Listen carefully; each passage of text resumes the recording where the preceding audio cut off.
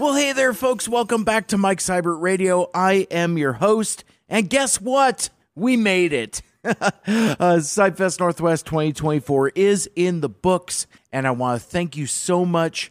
Give a huge thanks to everyone who made it out to our unofficial Transformers convention here in the Pacific Northwest back on August 3rd. It was an absolute blast. It was our biggest show ever. It was absolutely amazing. And in this episode, I'm going to talk about my haul, stuff I picked up, stuff I was gifted, and I'm going to tell some stories about the convention, including a mini review of our exclusive figure, CARBOT DARCY from Blue Forge, as well as unboxing a holy grail item I was able to procure for my Two Mikes Too Furious co-host, Mikel Andrews. And speaking of, Mikel Andrews will actually be joining us for the conversation as well as we get ready for our epic two-part finale of Season 2 of Two Mikes Too Furious and Season 2 of Transformers Animated as we cover A Bridge Too Close, Part 1 and Part 2. This audio is actually taking from our recording from that episode. So you might hear a couple references to like, oh, later when we talk about in the episode. And you won't hear it in this episode. You'll have to pop over to Two Mikes Too Furious to hear that. But here on Mike Seibert Radio, later after that unboxing and conversation, I'm going to play for you some of the audio I recorded at CybFest Northwest, including our organizer roundtable, where Alex Gobb, the mastermind behind Blue Forge, joins us to talk about the figure he literally handcrafted exclusively for CybFest Northwest, CARBOT DARCY. It's a G1 RC style figure inspired by the unproduced concept from 1986. That is going to be a lot of fun. But for now, let's learn about all the cool stuff I got at CybFest Northwest 2024 with my guest, Mikel Andrews. And if you're interested in watching the unboxing video, because there's a lot of visual Daily Double stuff, like look at this, as I'm like shaking boxes and presenting stuff. It's a lot of visual. I still think it'll still play here on podcast, but you really want to go check out the video, and you can find that over on the Two Mikes Too Furious channel over on YouTube. I have an entire box, and Mikel Andrews, maybe look at this box. It's going to become very familiar to you because this is the box that will be showing up at your residence at some point after this recording, and I figure out how to bundle things up. But so I have a lot of items that I will show and tell. I have a bunch of stories, but I also know from our times when we've talked about TFCon in the past or any other type of situation that basically not unlike Jet Li in that regrettable film Unleashed, where he's got like a collar on his neck and like Bob Hoskins like flicks it out and he becomes the titular Unleashed or something like that. I'm not doing that very well, but basically once I get going, I know I will just go for a while. And I think that film analogy, we all saw what's going to happen here. Exactly. So I know once I start going, I'm going to just go. But before that happens, I still got the collar on. I still got the Jet Li collar on. He's leashed. Yeah. So you're Bob Hoskins in this situation. Do you want to start off by asking me questions? Just to maybe kick things off. That way you feel like you have some control over the narrative as opposed to just me just spewing. No, I kind of want it to just happen at me. I guess I'm really curious about the transforming contest. That's been, of course, the minute I wake up in the morning, I wipe away the cold sweat and I go, what was the robot that they transformed at the contest? I have to know this. So I've been staying spoiler free. This is like a role reversal now. You're the serial rewatcher of CybFest, and I'm like, tell me your spoilers. Okay, so I'll talk about the transforming contest briefly, because I spoilers alert, I was in a different room when that happened, so I didn't actually watch the transforming contest myself. But the figure that we used for the contest was Towline. That was, basically the Target exclusive repaint of one of the new deluxe Junkions. I don't remember who he's a repaint of, or maybe I'm thinking of somebody else entirely, but he's very green. Oh, yeah. Green. Basically like kind of like almost a long arm type character, because like he's a he's a tow truck. And the thing that's zany with that run of characters is that they're modular, in that, like, you can combine all of your Junkions into like a junk beast. And one of the more ambitious ideas that we had for something we were going to do for CybFest was like, show off your Junkion monsters. Because like we've seen folks basically make like a Triptychon out of like Junkion parts, and pretty impressive, because like you've got enough pieces at this point, like enough like scoops and hooks and arms and things like that. So instead we might still do that in the future, but for this it was just straight across transforming. So anyway, so with the transforming contest, it was Towline, and the winner of the contest got, in addition to some raffle tickets, they got a CybFest Northwest 2024 sticker. I love that. Incidentally, this design is still available on our TeePublic store. It's still on the t-shirt they're wearing. In fact, incidentally, since we're doing video here, I have like I got dressed up in the colors one last time. I got my whole CybFest lanyard and medallion, including a badge ribbon from the Swerve Bar folks. I got a wrist full of friendship bracelets.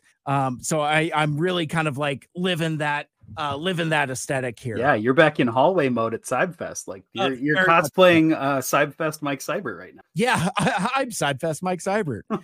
But yeah, no. So that was a ton of fun. I have a box of stuff that I would like to show off. So and I think some of my stories will kind of come from that. So give me. So first and foremost, so I'm going to kind of bookend this, because it's like I have a very large thing at the bottom of the box that I will share with you and Mikel Andrews here. But like I want to start off with the thing that everybody is excited about, and it is CARBOT DARCY, our exclusive figure. So as you could see here on the video, apologies to audio only podcast listeners, it is very much a G1 inspired box. Has a window box where you can see the figure inside, and it is a fully realized piece where we have art from Ben Hansen on the back, text specs.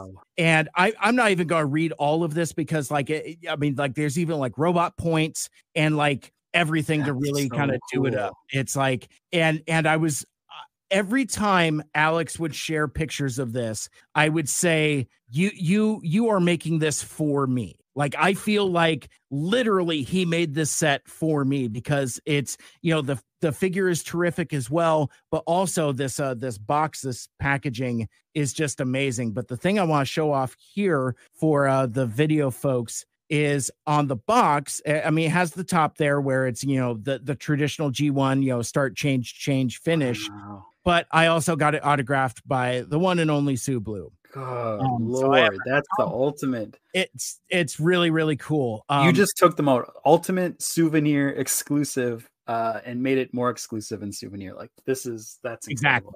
Exactly. Wowza. So I'm gonna carefully flip open the box to access the figure. It's very easy. It's just a flip open box. But just to talk about the level of detail that Alex put into this, something he didn't even have to do. Check this out. He made instructions for it, but look at it as I unfold it. It is, I mean, these are fully realized instructions in that G1 style, like with the 100%. Black and white and the colors on it. Wow. I mean, like, he didn't even have to do this. He did it because it's fun and it's awesome. Oh, so man, that is a passion project right there. Absolutely. It is in every way, shape, and form a labor of love. So huge ups to Alex Gobb and Blue Forge for making this a reality. It is just so cool. So basically, like within the box, there is a molded in plastic tray that he made. Casted this himself.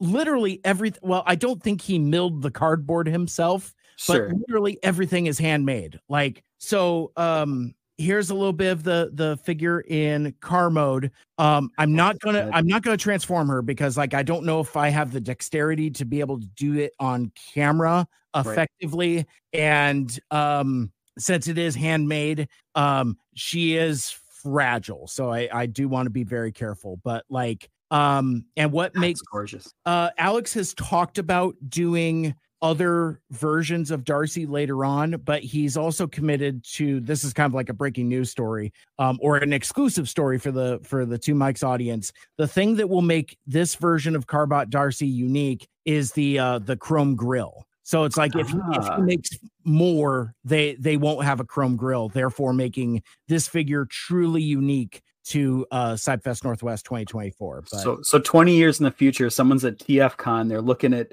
CARBOT Darcy's, they're going, this is the pre-chrome exclusive version, or they're like, yeah, this is the one after the show, I want the exclusive one. Well, and yeah, so like those will be in boxes like this, you know, whereas like he's there's a, you know, spoiler alert, I intend to do some kind of further reviewing on CARBOT Darcy, and because like folks were saying like, oh man, well you guys should send one to Bobby Skullface for him to review, and I'm like, or I could just review one, but so I'm gonna do something on the Mike Seibert radio channel with regards to CARBOT Darcy. But like there is, if you follow Blue Forge on Facebook and you saw some of Alex's pictures from CybFest, there is another box design aside from the CybFest exclusive box that he is going to make one for me. So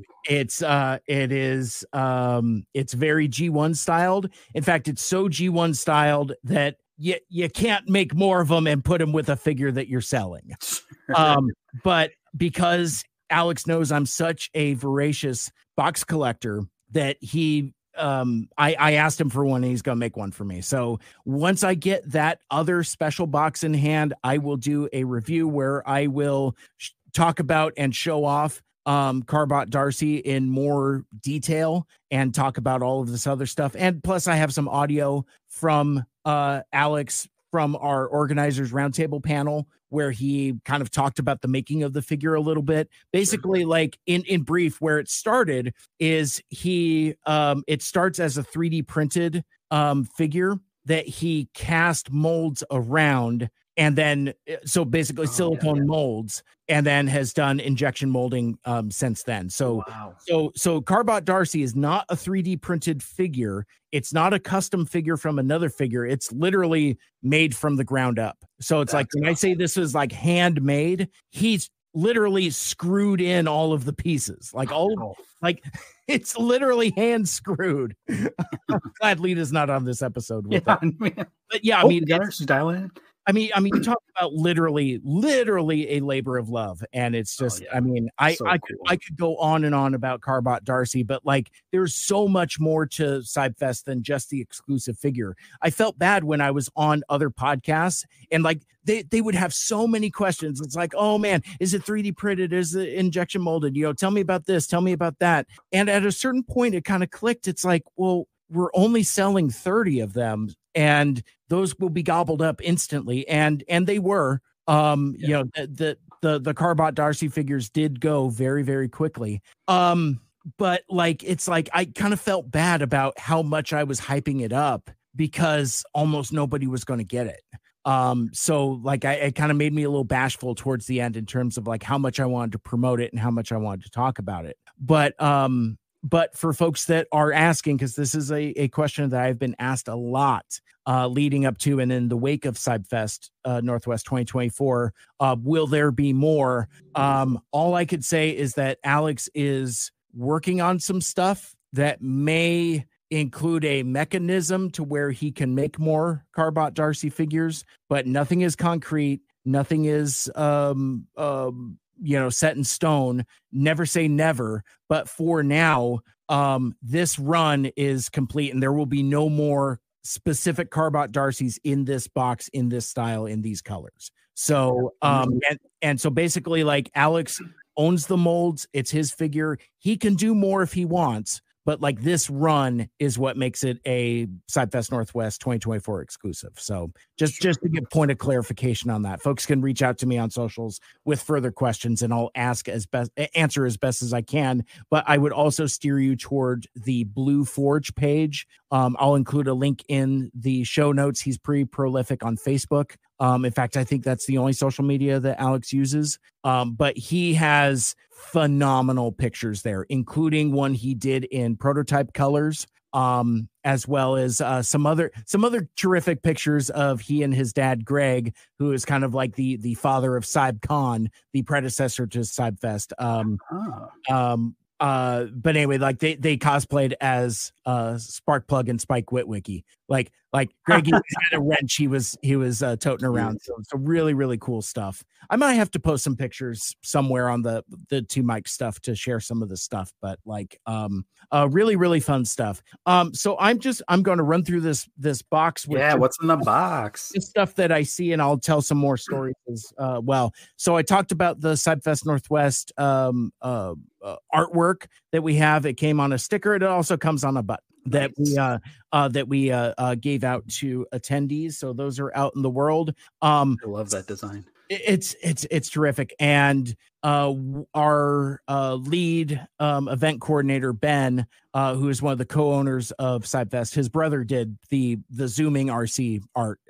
He's a graphic designer, and really brought that aesthetic to the zooming RC, which we're pretty excited about. A piece that I believe only myself and my fellow show organizers have is I have a CybFest Northwest Lego brick. And cool. And basically, so like, we had the local Seattle Lego builders come in and do a display. But like, they have, very similar to like the badged ribbon I showed off earlier, they have kind of like, I don't know how you would describe it. Like, I watch a lot of dumb cop shows, and like, those New York cops seem to have like a bunch of like ribbons and badges and stuff on like their badges. And for events that Lego builders do, they build these, and since they're Lego, they append them to like their badges and stuff. So it's like, every time you do sure. So like, this is a thing for Lego builders.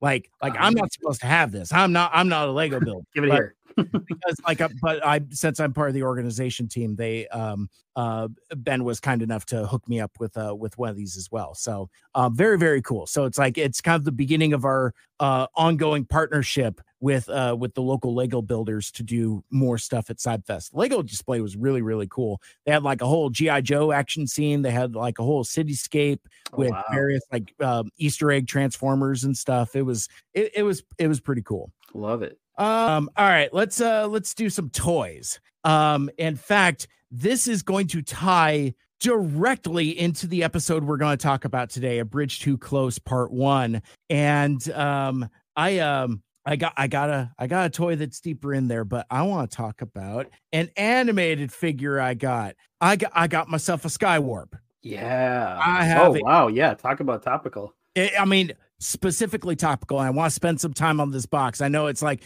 Mike, come on, man, you can't talk about every box of every figure, but no, this is minor spoilers. I did pick this up coincidentally after I had watched the episode. Just a random coincidence, because it is Spoiler Town, USA. But I want to talk about this figure. One, first of all, it is a used copy that just happens to be in the box, but I think it's been retaped or something. I can't figure out how to open this box to get him out to play with him. I am going to take him out, but like, I wanted to do so gently without like, because like, I mean, like there's dents in it. There's like, it's been smushed and crushed and things like that. But But anyway, I can't figure out how to get him out, so I'm not going to show him off here on the video. But I do want to talk about this box and kind of talk about how I encountered him. I actually bought him from the same dealer that I bought the big thing that's in the bottom of the box that I'm going to show off last. But like, I'm just like, well, I already bought this other thing. How much you asking for Skywarp? Shrug, $10. I'm like, sold. Hey. Cool. So anyway, so I got a screaming deal from Peggy on this guy. $10? Yeah. For box Skyward. That's crazy. Yeah. I mean, he's not, mint sealed in box. Like, he's got, his missiles are floating around in there. No, but still, I don't think I've found a single animated figure for less than 10. Right. I mean, shoot, I paid 20 for an Activator's Bumblebee. But okay, so let me pause there for a quick sec. I'll talk about Skywarp more in a sec, but like, let me talk about what CybFest is and what CybFest isn't, kind of conceptually, because this was a lot of conversations that were going around. Obviously, we're growing as a convention. We have a lot of cool stuff. We have an exclusive figure. We have a very special guest in Sue Blue, but I've said that CybFest at its core is a toy show. It's a dealer show.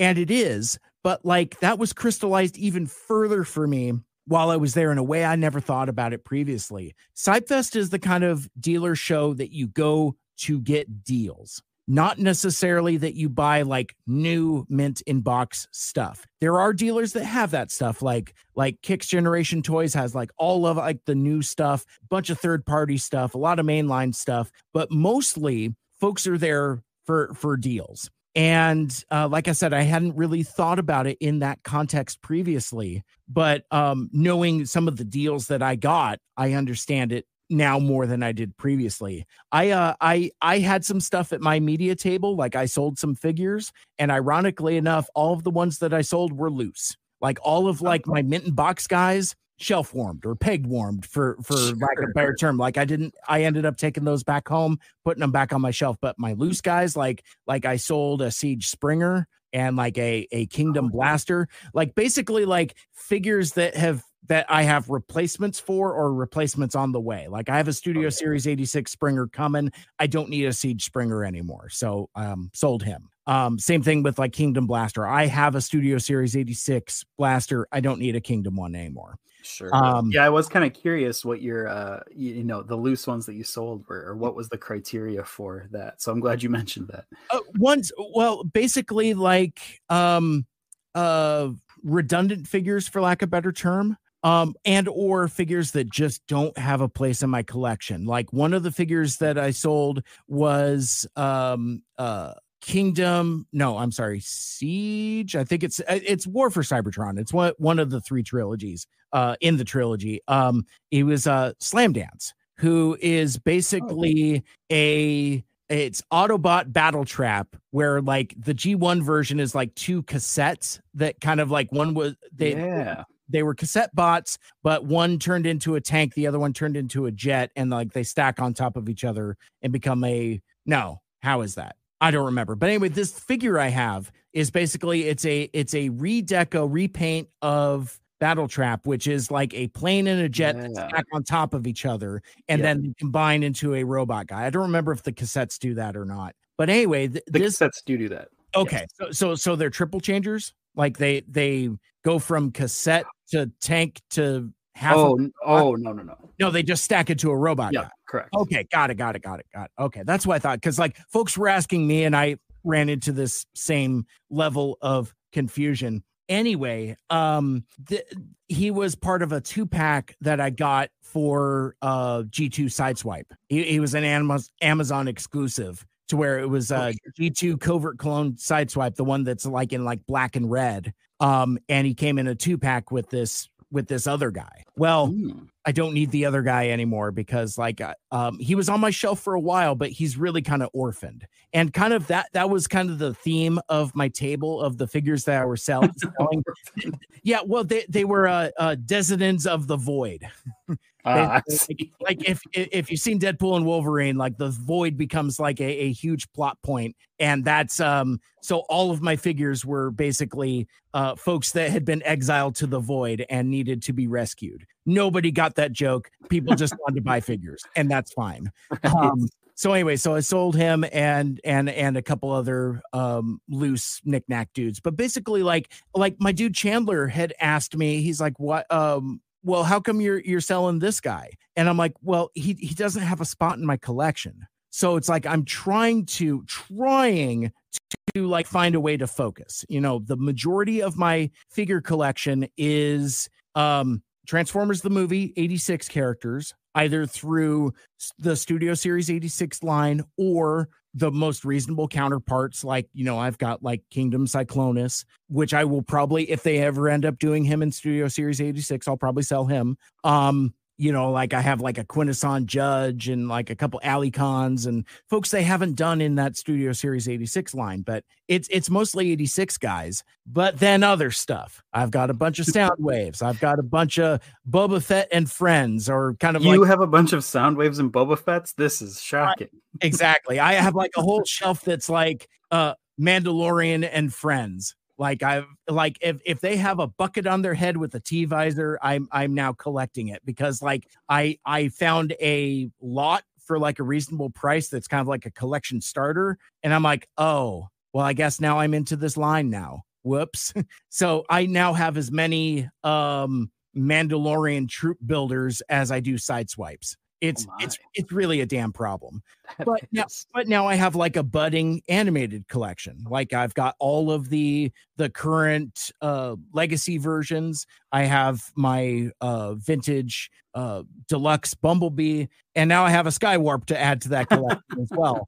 Because like I can't figure out if I want to collect vintage animated or not. Like I saw a bunch of animated figures. But the thing that's interesting is, like, you know, we talked last year about how there were a lot of really good figures at decent prices. Like, you know, again, like a mint on card Snarl for $40 that Mikel Andrews didn't want because he wants one loose. It'll probably end up costing him the same. I'll never open it. If I get it boxed, I'll never open it. I understand. But I found like a mint on card Sentinel, a Cybertronian mode Ironhide, and a bunch of other dudes. Like a couple folks were trying to urge me to pick up a Dark Star Megatron for what they told me was a really good price, a little too out of my price range, but it's still a cool looking figure. Point being, I don't know what I want to collect with animated, because here's another thing. I don't know if it's,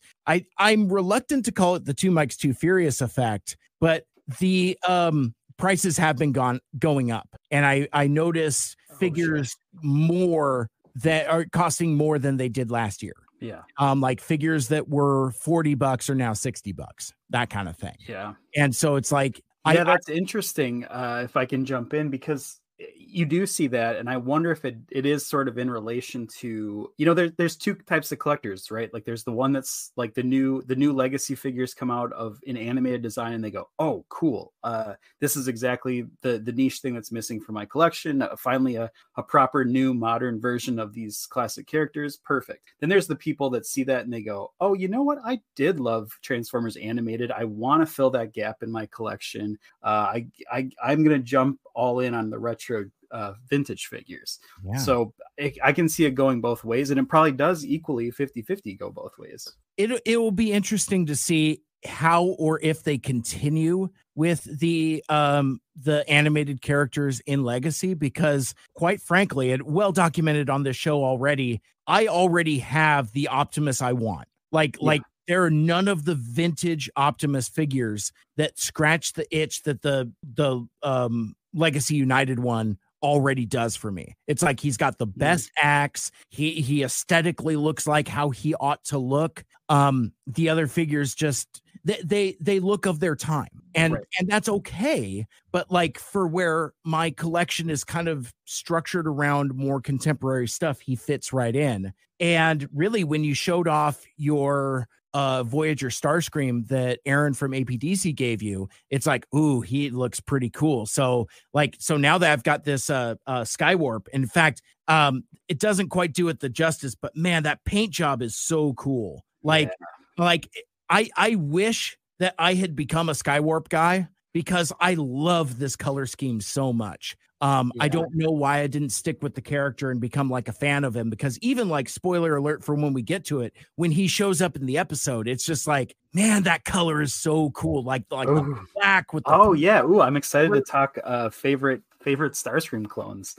We'll get there. I have one too. Yeah. So I want, but I do kind of want to talk about this box, because this box is rotten with information. So first of all, it's got a little sticker that says Transformers Animated now on DVD. This has a 3 out of 4 advanced conversion level. He is a Voyager class figure, but if I hadn't seen the episode already, there is a spoiler right on Front Street. It's so you got Skywarp with double missile blast, but on the side, which I love the packaging for TFA. I love like the asymmetrical box and stuff, very similar to the logo. But check this out. Skywarp is the cowardly clone of Starscream! ! Right there. It's right there. Now, here's the other thing that's funny, and I don't mean to get too far ahead into the episode discussion, but like I know that there are toys that aren't represented in the show. So it's like, so if you call this like, oh, the cowardly clone of Starscream, shrug, whatever, that can mean anything. Right. I learned from Ben when I was talking about after I purchased this figure, apparently they did Starscream, Skywarp, Sunstorm, but not Thundercracker. Like Thundercracker was That's like wild. Because like it was going to be like in a later wave after the line was canceled. So some of them showed up in Europe or Australasia or some other territory. Thundercracker is like stupid expensive. It's like a holy grail animated figure. Incredibly tough to get. But anyway, I want to read off of the back of the bio for Skywarp here before I put this away. Sure. Skywarp, fearful super pilot. Skywarp wouldn't call himself a coward. He'd call himself smart. So what if he runs away from combat? Fighting is dangerous! ! All these missiles and lasers could really hurt someone! As a clone of Starscream, he's got all the power and skill of the leader of the Decepticon Air Forces, but none of the courage or ambition. He could easily be one of the most dangerous Decepticons of all time, but since he screams and runs away the second a shot is fired, he's mostly just a joke. So he there's more. He has galactic powers and abilities. He gets Who doesn't though? Right? His galactic powers and abilities include get shot in the back more than any other Decepticon, uses his teleportation ability to run away faster. I have questions. And then even just seeing a picture of Megatron gives him nightmares. Learn more at transformers.com. But yeah, look at this. He's got like hidden arm lasers and flip down missiles. I mean, like this figure's got it all. Like I got to figure out which piece of tape to cut here because I really want to mess with this guy. But anyway, he's got a little quote here. They're heading for us. Run. I mean, just like that's awesome. There is so much lore in this package. Like this CybFest discussion became like a TFA Skywarp review all of a sudden. Even I think I talked about this figure more than I did Darcy, but anyway, I'm gonna put him aside because like you'll have, when you figure out the tape situation, you'll have to take him on the Cracktastic Plastic podcast and unbox with them. That'd be a cool one to do. I forgot there was two more small things I wanted to show here. So first of all, like, I spun this all the way around and talked about all like the other stuff on there, but there's advertising for other figures available. So on the bottom, Skywarp is a Voyager class figure. And here, I know, fucking spoilers. You got also available Swindle, Elite Guard Bumblebee, who looks very black and blue, Swoop with his club, and Blur. So again, I sure am glad I watched the episode before I saw this. And man, I am glad that I saw another episode before I bought this toy, because check this out. Those are deluxe class figures. There's other Voyager class figures available, including Grimlock, but also Shockwave. Oh, wow. A very long arm looking shockwave right there. Yeah. Goodness. I'd be like, okay, so in this picture, he has the shockwave head, but again, he looks very long arm in this picture. But anyway, that's enough about that. I mean, I think you can look at that now and be like, see that, but I think we were all pretty, if I'm remembering the APDC reactions as well, everyone was like, whoa, what? That's Shockwave? I think it's pretty well hidden. But yeah, once you see the reveal, you go, oh yeah, there's the long arm right there. How did we not see right there? He's right there. Amazing. I do have to mention one thing really quick, because that Slam Dance talk, I had to bust out my Warman's Transformer Field Guide. Okay. Slam Dance actually does turn into cassettes and a tank and a jet and a stacked up robot guy. They are triple changers. Smokes. Yeah, I did not know that until just now. Walking it back. All right. Well, let's see. I got a couple more things to show off. First of all, like I said, I have a full wrist full of friendship bracelets, including, I'm going to take these off just for fun, and then I'll put them back on. I have a Soundwave one gifted to me by Whirl. That's your boy. I have a Megatron friendship bracelet gifted to me by Trish from the Swerves Bar group. Full of red stars and silver and black beads there. Very animated. I would I think so. With the amount of red, black, and silver there. I don't talk about this as much as I should, but I have my classic Soundwave friendship bracelet that I got from Val, Lord of the Torbs, back at TFCon LA earlier this year. Awesome. And then I have in colors of red, white, and blue, I have I can't stretch. I should just show it on my wrist. A Two Mics, Two Furious. Wow. Also from Whirl. That's awesome. And lastly, but certainly not leastly, this actually is not my friendship bracelet. My wife, Lucky, is letting me borrow it, but she also got a friendship bracelet from Whirl in blue and silver and gray for her Transformers OC Miss Attitude, which I haven't talked about my wife or her Jeep or her Transformers OC here on the podcast, so we're making it canon now because it was so funny. Lucky was helping me leave this morning, and she's like, "Do you want to take my friendship bracelet?" I'm like, "Yes." And I'm like, "Well, if I do that, I have to take this other thing and make a whole damn story about it." So, in brief, my wife drives a Jeep Wrangler that is a vibrant royal blue, very similar to my CybFest t-shirt here, and she loves it very much. And somewhere along the way, I don't even remember what the original genesis for it was. Oh, it was like a COVID thing. Like Apollo was soliciting commissions, and I partnered with Apollo to design an original character based on my wife's Jeep. And we named her Miss Attitude, completely unrelated because in a separate adventure, my wife had stickers made by a friend of hers that say Miss Attitude on them. Ah, gotcha. Probably just referring to my wife, not necessarily as a name for the vehicle. Right. And certainly not the name for a Transformers OC character. That would all come years later because it is a very non-traditional Transformers OC name. But anyway, since Apollo did that design, I've since had several artists commission their take on Miss Attitude, including this from Heximus, also part of the crew. So, and this piece is very, very vibrant. Got a very expressive face. Heximus shared with Lucky when we presented it to her. She was thinking very, very Pat Benatar vibes. Like she's listening to, hit me with your best shot type thing. And included in this is a sticker of the signature Swerves Bar hand holding or heart hands, interlocking heart hands. Yeah, I love those.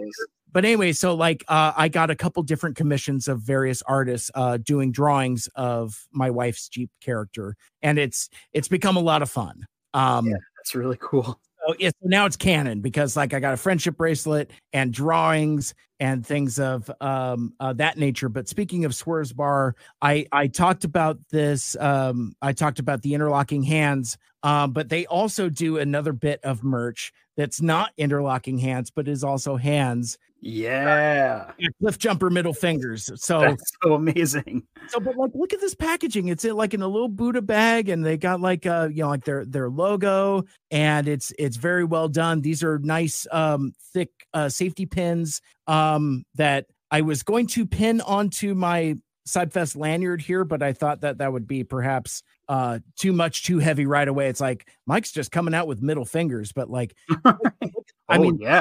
Real thick, very, very substantial. Of course, it's like a Generation 1 Xbox controller thick. Oh my God, you're right. Look at that. Yeah, very thick. But yeah, because like I had the Swerves Bar folks on my podcast, and I was like, yeah, the interlocking heart hands, sure, those are cute, those are fine, but where are the middle fingers? Because these took TFCon by storm, and they did another run of them. So I'm glad Onyx was able to do another run, and they gifted me these. So I was very I tweeted about those. Like I was like, how is this? This has to be the most popular thing at any convention. Like that's so cool. And it was, and it is. It talks to a certain type of Transformers fan, right? Like there's a group of us that are misrepresented, and we want we want to be seen. Yeah, so. Underrepresented. Yes, yeah. Exactly. You are seen. You're being heard. I'm going to put these friendship bracelets back on. To tie off the Lucky's Jeep story thing. So, Mikel Andrews, are you familiar with Jeep culture at all? Like the Jeep wave or any of that other? Not really. Yeah. Okay. I can't go into it too much now because it's a subculture I barely understand. I don't think you're allowed to. Is there like a Jeep club where you're not supposed to talk about Jeep club? Kind of. So basically they have a wave, like literally like if you like wave two fingers, that means one thing. If you do like a full handed wave, that means a different thing. There's like 3 different waves, and like my wife knows all of them, and it's like a weird secret code. It's weird. Sure.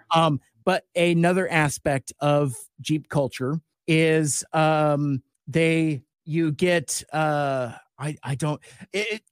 you autocorrect the F word and you're just like fuck, and it always autocorrects to duck. Apparently ducks is a cornerstone of Jeep culture because Jeep drivers will put little rubber duckies in the door handles of other Jeep folks. So I'm walking Lucky out after CybFest is over, and this duck is stuck in her door frame. So it had to have come from a Transformers fan, somebody at CybFest. I don't know who it is, but like, so it's just a regular rubber ducky. This one happens to be a Cyclops, but it also has a little sign on it that says, "You've been ducked. Nice ride." And again, or even on the bottom written in Sharpie, "Cool Jeep." Wow. So this is a cornerstone of like Jeep culture. It's weird. Like Lucky has ducks that she like puts out and stuff for other Jeeps. That's kind of cool. Actually. It's a neat little subculture thing. So anyway, Lucky wanted me to share that since I was sharing the friendship bracelets and the drawing as well. So we did that. I had a bunch of 2 Mics 2 Furious buttons that I handed out. I started off with 125. I'm down to 30. So stands to reason over the last year, I've given out about 100 buttons. So all right, those better be all new listeners. I'm doing the math. We better see the numbers go up. They're out there somewhere. If you have a 2M 2F button, and I saw some in people's CybFest halls, just snap a pic, tag us, and we'll repost it. Okay. My friend, I don't even have one of those buttons yet. That's how exclusive they are. You're gonna get some because you know what? It's in the box. It's in the box. Actually, I think Darcy was also in that box. So by ipso facto, I believe I get that CARBOT DARCY. Wow, I see. But to give a sneak preview, I found a box that fits. So you want people to see this, Mikel Andrews? You want me to show off what's in the box? Yes, I want to see it too. I love it. He's so eager. So, but first I will tell a story. So, because like this is a thing. This is like a weird Mike Seibert thing, or it's a weird CybFest thing. This couldn't have happened under any other circumstances. One of my regrets for this year's CybFest is because I was running a table, because I was helping with panels and being part of the organization team and running around with my hair on fire. I didn't really get to do a whole lot of shopping, not as much as I would have liked. There were a lot of folks that were there, friends of mine that I didn't really get to see. I got to see a lot of folks, hung around with Chandler, hung around with Garrett, and a handful of other folks that stopped by the table to hang out. But other folks that they're dealers like Ryan King and Travis, and I didn't really get to chat with them too terribly much. But we finished the organizers roundtable panel at about 4:45, and the show ends at 5. Oh. So I'm like, oh man, I get back to my table and I start packing up. And I'm like, you know what? I'm going to do I'm just going to do like a speed run just to see what's there. And I didn't get very far because I came around a corner to a row to a table that I hadn't been to all day. And I see a flash of color out of the corner of my eye. And I stop and I'm just going and I stop and I squeak my sneakers. And I'm like, could that be what I think it is? Now, Mikel Andrews and I have been doing this for almost 2 years now, give or take, using round numbers. And I've been to a number of conventions, and I almost always say, like, is there anything you're looking for? And we talk about a few different things. I've got a pretty good handle on what Mikel Andrews is looking for, and I almost never find it, except for the stuff that I find and decide to let go because we're collectively knuckleheads and let a rescue ratchet and a couple activators. Oh, let's not get into that. We're not going to get into that because this has a great ending. So I see a flash of color and I go back and I was like, is that what I think it is? Yeah. How much are you asking for it? They tell me. And I'm like, I have a friend of mine who is very interested in that figure. Can I snap a picture of it and send it to him? And I send, unprovoked, though I think Mikel Andrews has gotten used to this cadence to where just, the late Saturday afternoon out of nowhere text, hey, do you want this? So I'm just going to flip open the box and I'm going to show people what was in that text message. Oh my God. I just out of nowhere at 4:45 Pacific time. So that was 6:45 your time, something like that. In my cups of clock. Yeah. Dinner time. I'm just like, do you want this? And for folks listening on the podcast, this is a Ultra Mammoth, which is a repaint of Beast Wars' second big convoy.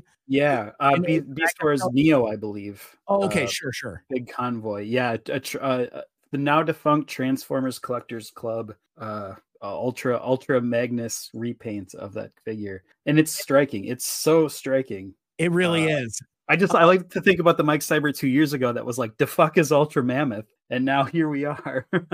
To where I literally, if I may, I'll be careful. Him out of the foam here.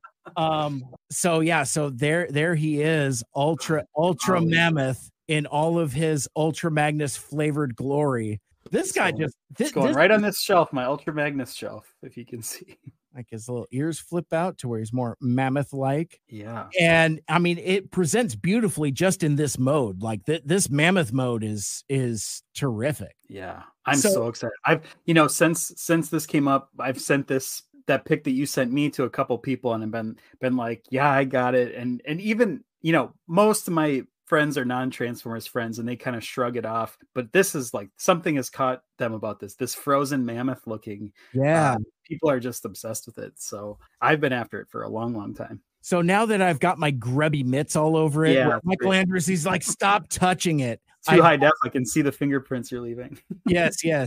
I'm not gonna lick it, but like, check this out. Like his snoot here is a softer rubbery plastic. It's got flex to it. It specifically so you can mess around with it and move it. Yeah, that becomes the cannon, if I'm not mistaken. That is whole headpiece. Cool. Yeah. So within that box, there is a little sack of doohickeys. I don't know if these missiles are. Well, it looks like there's 2 missiles and maybe like 2 axes. They're all missiles, actually. Oh, terrific! Even better. Yeah. But this is sealed. Has the original tape on it. Cool. Has not been opened. So anyway, so that's in there, and it's so funny because I thought naively that Ultra Mammoth was a fandom name. I just thought that was shorthand that Mikel Andrews. Oh yeah, Ultra Mammoth. No, my friend. There are. Let me see if I can find it here. I think it's upside down, but like It literally says Ultra Mammoth on it, on the stickers. Official. Yeah, so it is officially official. So now cool. Mikel Andrews is now the proud owner of a Ultra Mammoth figure. And if I understand correctly, you know, without disclosing numbers because we don't need to, but like from what I understand, this is a screaming deal. It was a screaming deal, the price I got for it. But it's still spendy enough that I checked with my partner because we've been, buying house stuff and I've had to lean on her a little bit lately. And I was like, what do you think? It's there. I mean, I ask you for this at every convention, or, it started where I was kind of like, there's no way he'll find this. This will be nothing out of pocket for me. And there it was all of a sudden. And Kate, to her credit, immediately was like, you have to do this. You have to you've been hunting for this so long. It is the missing link of your Ultra Magnus shelf. I needed to do it. Yeah. Between you and I could probably share this now. I was going to buy it regardless. And it would be one of those things where because I knew, and it would be like something we would figure out in the off season. Yeah. I was like, I'll never, the thing was, the thing that I went back to, the key for me getting it was, I'll probably never see this in the wild again. And even if I do, in the back of my head, I'll always be like, but you could have got it for that price. Do you really want to pay like double for it or more now? Right. I was like, we have to do this. We got to move some funds around. Yeah. Well, and again, that's why I couch things in, you come to CybFest for deals. I'm sure that's why they cut me that screaming deal on that Skywarp too, is because I bought Ultra Mammoth from them also. Because like that deal was already done. And then I was looking at the table and there was like, is there anything else you want? Because like, again, the show is over. They're looking to pack stuff up. They don't want to take stuff with them. And I was grateful enough to take Skywarp off their hands because like it's a big enough box. So it was the same table that the Skywarp was at?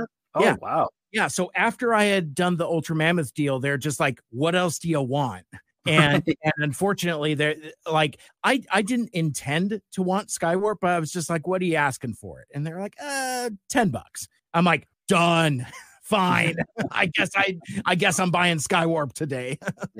Yeah, that's amazing. Yeah, I mean, cut to me getting that text. I was just settling down for the evening with my cocktail in hand. I was like, brandy. Well, it's official. CybFest is over. There's nothing I have to worry about financially. I might as well do whatever I want. And then this screaming hot text comes in from Mike Seibert. Whew. Yeah, there it was. Ultra friggin' Mammoth. Well, and again, it's like that couldn't have happened under any other circumstances, because if it was on the other side of the dealer room from where my table was, I never would have made it that far and never would have seen it.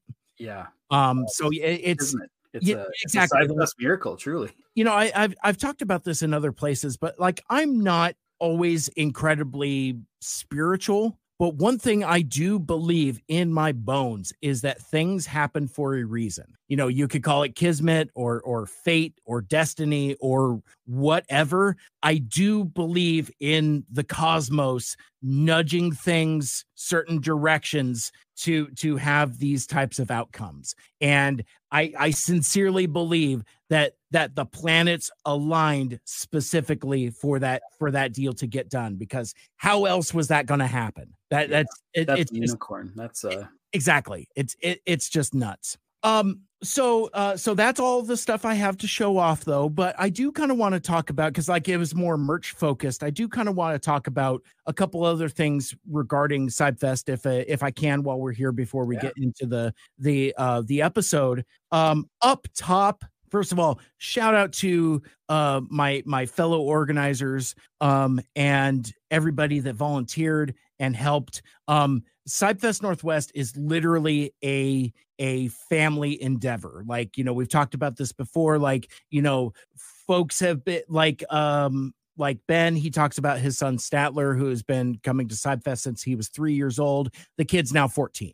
So it's like, we've literally watched him grow up, like, but several other families are like that as well. And it's like, everybody pitches in to help, spouses, kids, partners. And it's terrific to see this very grassroots family community focused group put on this show for the fans. And to the fans, again, we've got the best damn fans because they're family. We're a community. Like the Pacific Northwest Transformers collector community is a community. I mean, there's a Facebook group for it even, but no, it's like, it's, we talk a lot about on this show about, using like school analogies, like as we talk about the season 2 finale, it's kind of like the last day of school. This is kind of the same thing. It's like summer camp. Everybody gets back together for summer camp. It's like a lot of, so many hugs, so much reuniting, that kind of thing. And I think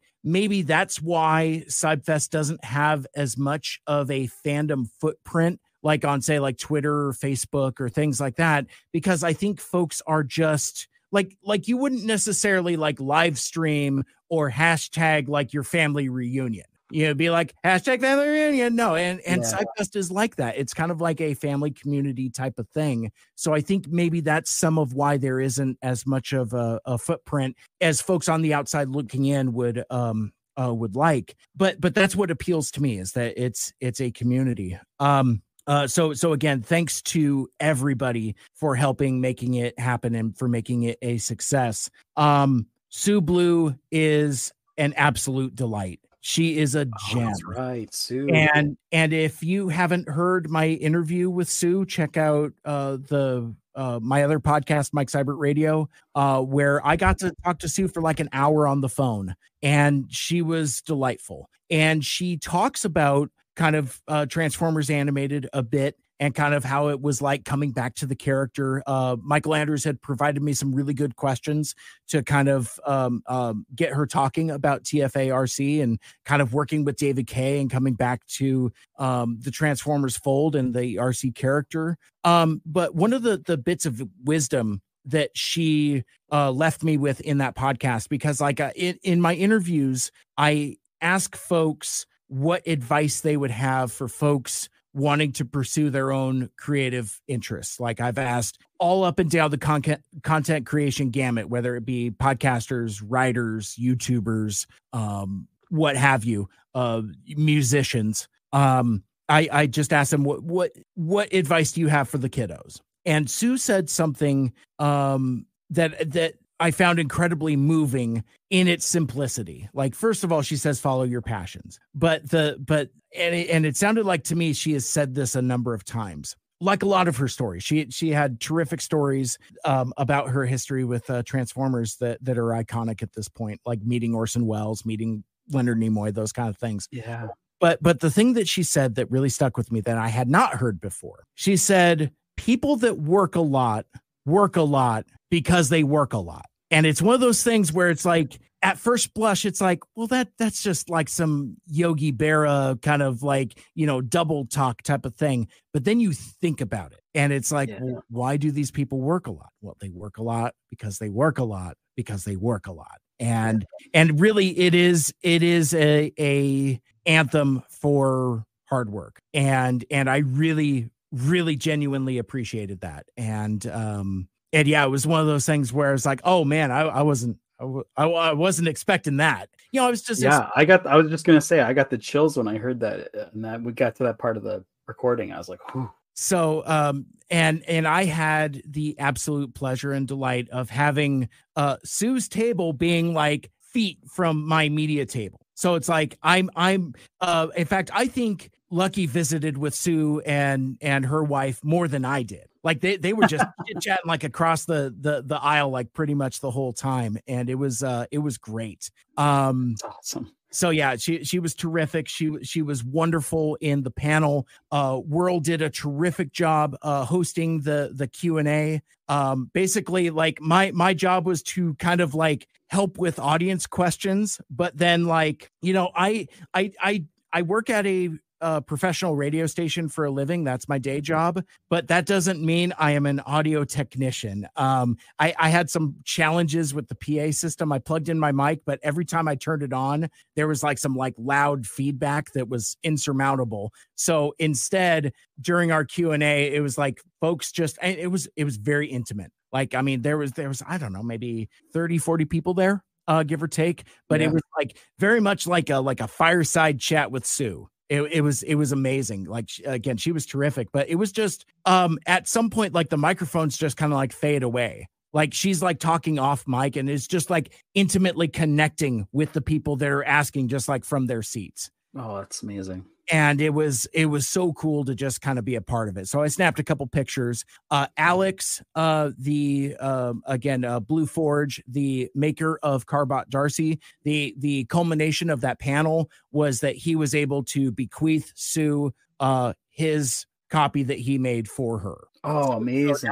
Yeah. So he was, and it was a moment that he very much wanted. And there was so much legislation about how we're going to do it. Do we do it intimately? Do we do it publicly? And ultimately we did it to kind of cap off the panel. And I don't know if I've ever seen another person so happy in my life. Just awesome. the pride that Alex felt, because he's been having us blow smoke at him for months of like, oh my God, this figure is so amazing.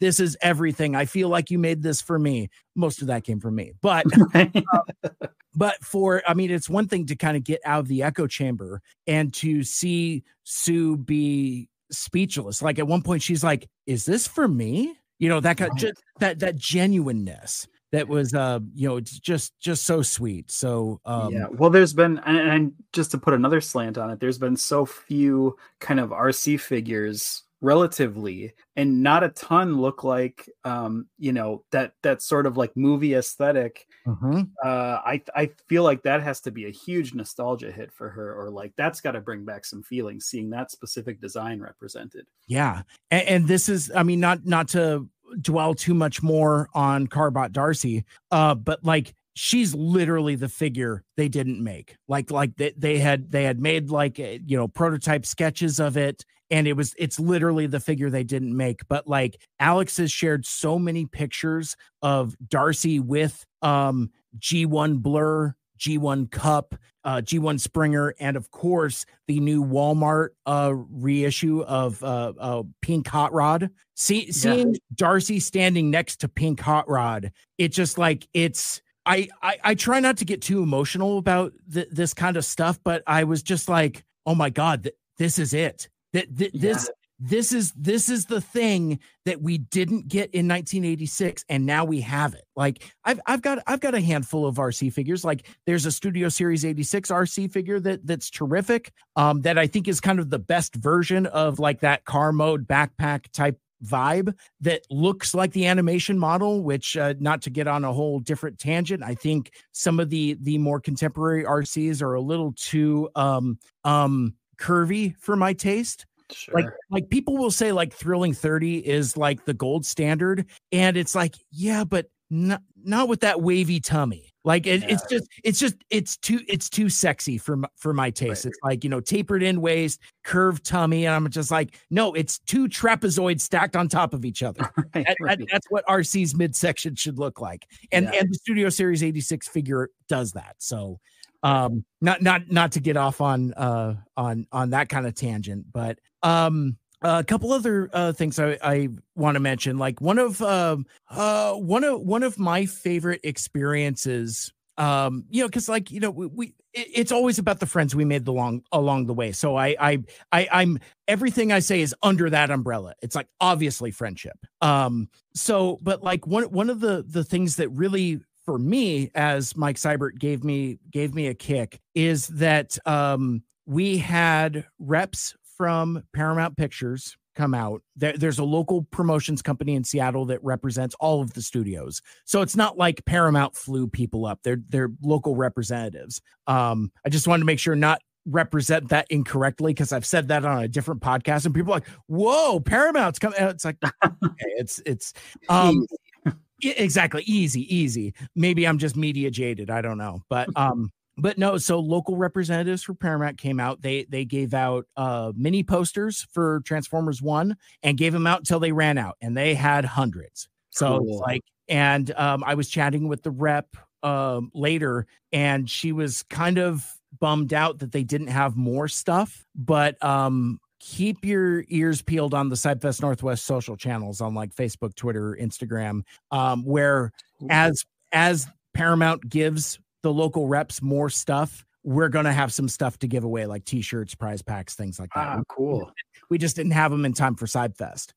But to see the look on these reps' faces when they saw the entirety of CybFest and like the gym and all of the people at like max capacity, because there was like 600 people that were in there at its peak. But to see them be genuinely impressed, like, oh, I didn't know it was going to be this. So originally we had planned to give away a couple pair of tickets to an advanced screening of Transformers 1. And part of our programming was a exhibition of the current trailer for Transformers 1. It was the one that came out after San Diego Comic-Con. I only know it because there's a couple, like you get a little bit of Steve Buscemi as Starscream, which I had not seen before. But anyway, it's a lengthy trailer. But anyway, so we ran that and I got to host it. And I'm just like, hey man, who's hyped for Transformers 1? Woo, that kind of thing. And as we watched the trailer, in fact, you would have loved this, Mikel Andrews, because basically we're watching television, but with a live studio audience. So there was like, again, maybe like 30 people in there. Oh, sure. And so anyway, we're watching the trailer and it's going through the PA system and, you know, we're cheering and wooing, very much like a comic convention type of thing. But like what I'm feeling out the crowd. I'm like, who's hyped? That kind of stuff. Yeah. So that gave me a charge. And I look over at Jason, who was running he's the other co-owner, who was running the presentation. And I'm like, do you guys want to watch it again? Woo! Bring it down the house. And I'm like, Jason, I asked very nicely, and I'm like, can we watch it again? And like, sure. And while it's playing the second time, World chats with the rep. And because like we hadn't quite figured out what the logistics and mechanics of like the ticket giveaway was going to be. And we had said that we wanted to give some away live. And then the rep gives Whirl a number of the number of tickets that we could give away. Mm-hmm. And then it becomes a game of like fast telephone while this trailer is running a second time. So Whirl comes up and I'm talking to Jamal, one of our dealer coordinator. And we talk to Jason and it's like, are we doing this? Okay, we're doing this. The trailer ends. Thunderous applause. And I talk a little bit about like, what's your favorite part? And I tell my story about how, ironically enough, connected to this episode now, I was like, yeah, man, you know, when in Megatron Rising, part 1, you know, Megatron is like, you know, Decepticons transform and rise up. And I talked about how much that meant to me and how much it means to me that it's represented in this trailer. Spoiler alert, if you haven't seen that trailer yet, by the way. Right.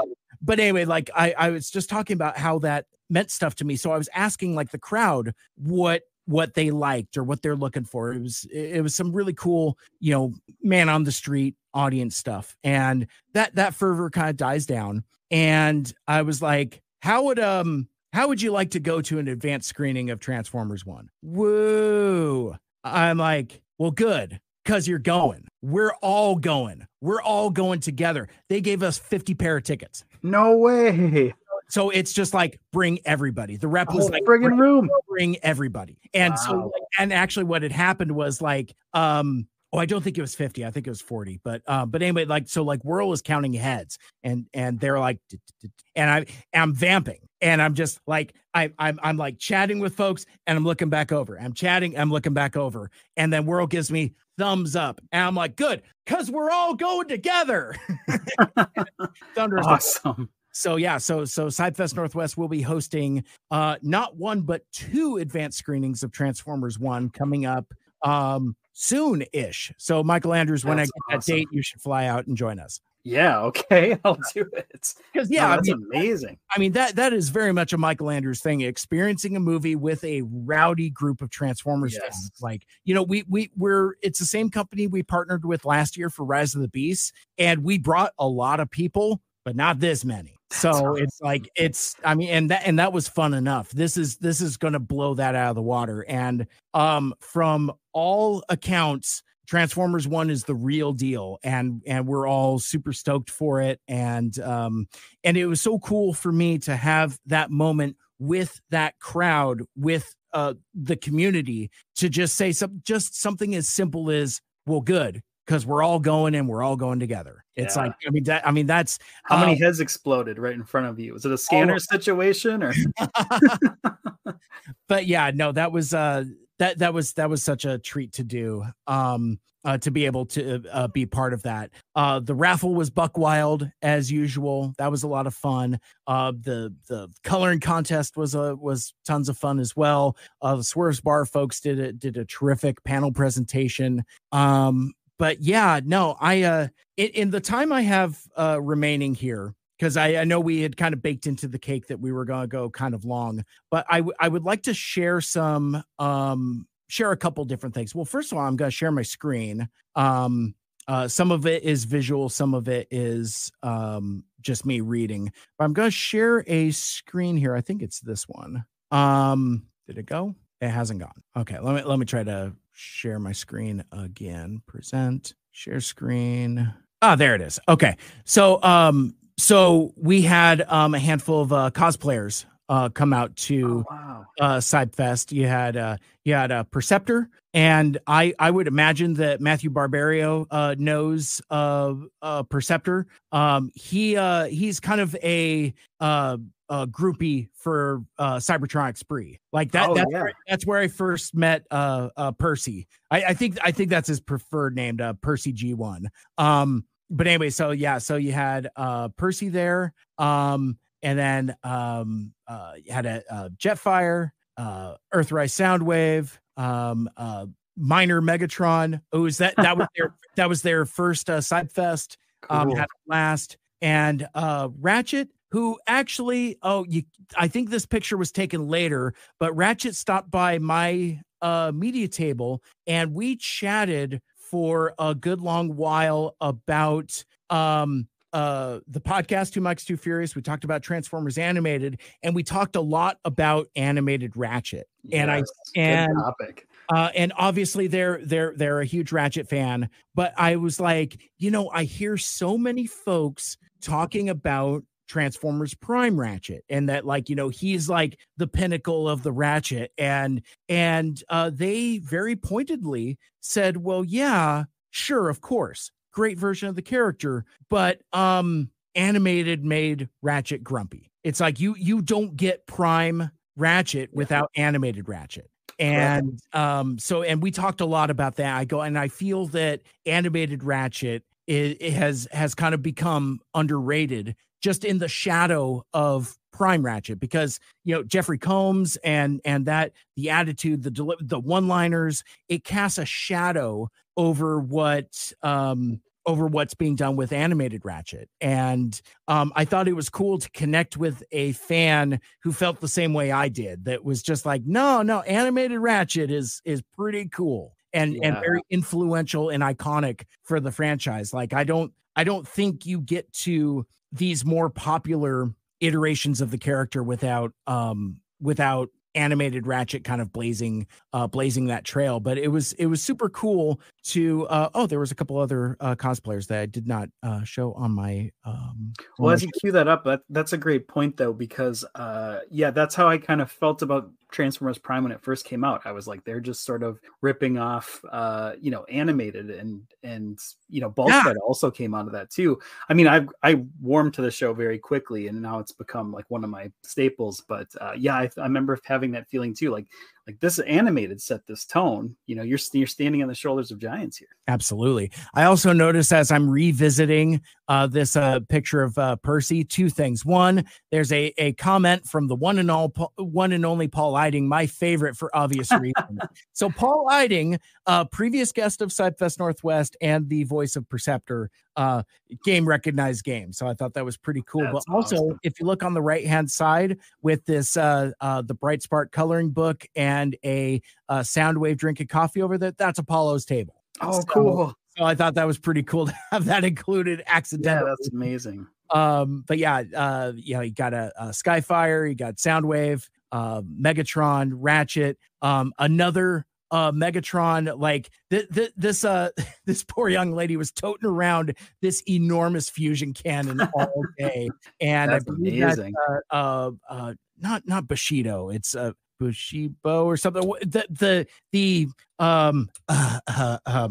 sexy Megatron, let's put it that way, to match the very similar Optimus Prime as well, and I think there's a Bumblebee as well, but these were the guys I was telling you about earlier. So that's on the left is Alex Gobb, who designed CARBOT Darcy, and his dad, Greg Gobb, who shaved his beard, who had a very large bushy beard, shaved that down to play a spark plug there. And those you can't really see it here in the picture, but that those boots that they're wearing are like really strangely detailed. Like I was sitting next to Alex at the organizers panel, and I kept looking over. I'm like, those boots are cool. Yeah, that's awesome. Boy, perfect casting for that duo to come up with that. That's brilliant. That's amazing. That's amazing. So I wanted to share the cosplay as well, and I wanted to close this out with a is this it? I could do a screen share here. I wanted to read some comments and tell more stories. So when I think of CybFest Northwest, this is the picture that I will always think of. So this is my dude, Magnus von Braun, who, just giving a warm hug to, I think that's his nephew or something. So he runs a dealer table, but just, that's what it is. It's community, it's family. But CybFest posted, Whirl actually posted this. Now that it's been a couple days, what's your favorite story from CybFest Northwest? Did you win a prize in the raffle? Did you get a toy you've been wanting for a long time? Mikel Andrews sure did. Did you get to see someone you haven't seen in a while? Our friend Aaron snapped this photo of his nephew with Atomic Mariachi Robot. Quote, easily the best thing I got today was seeing how happy my nephew was. It was his nephew's first CybFest and was given a Velocitron Scourge. He is Atomic Mariachi Robot's, quote, self-proclaimed #1 fan. And again, that's what I think of when I think of CybFest. And just our community. Awesome. But there were some wholesome stories that came out of this. And Noah wrote this, and I don't know Noah, but they must have been tabling. My favorite story was a couple of kids who came by looking at my Studio Series figures. I forget which one the older one asked about, but it was $75 to $100 for a fairly rare bot. I love giving kids good deals, so I said, let's make it happen, !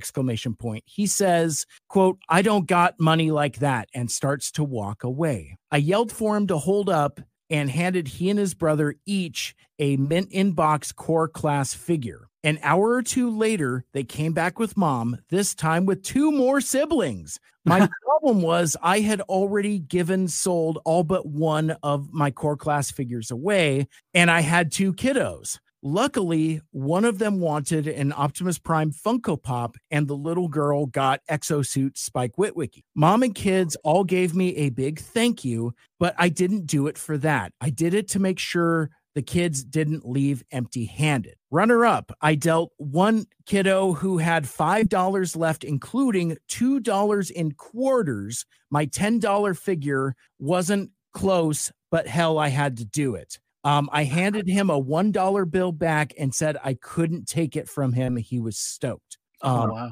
Honorable mention, 15 to 20 people purchased figures for me that were grail finds for them.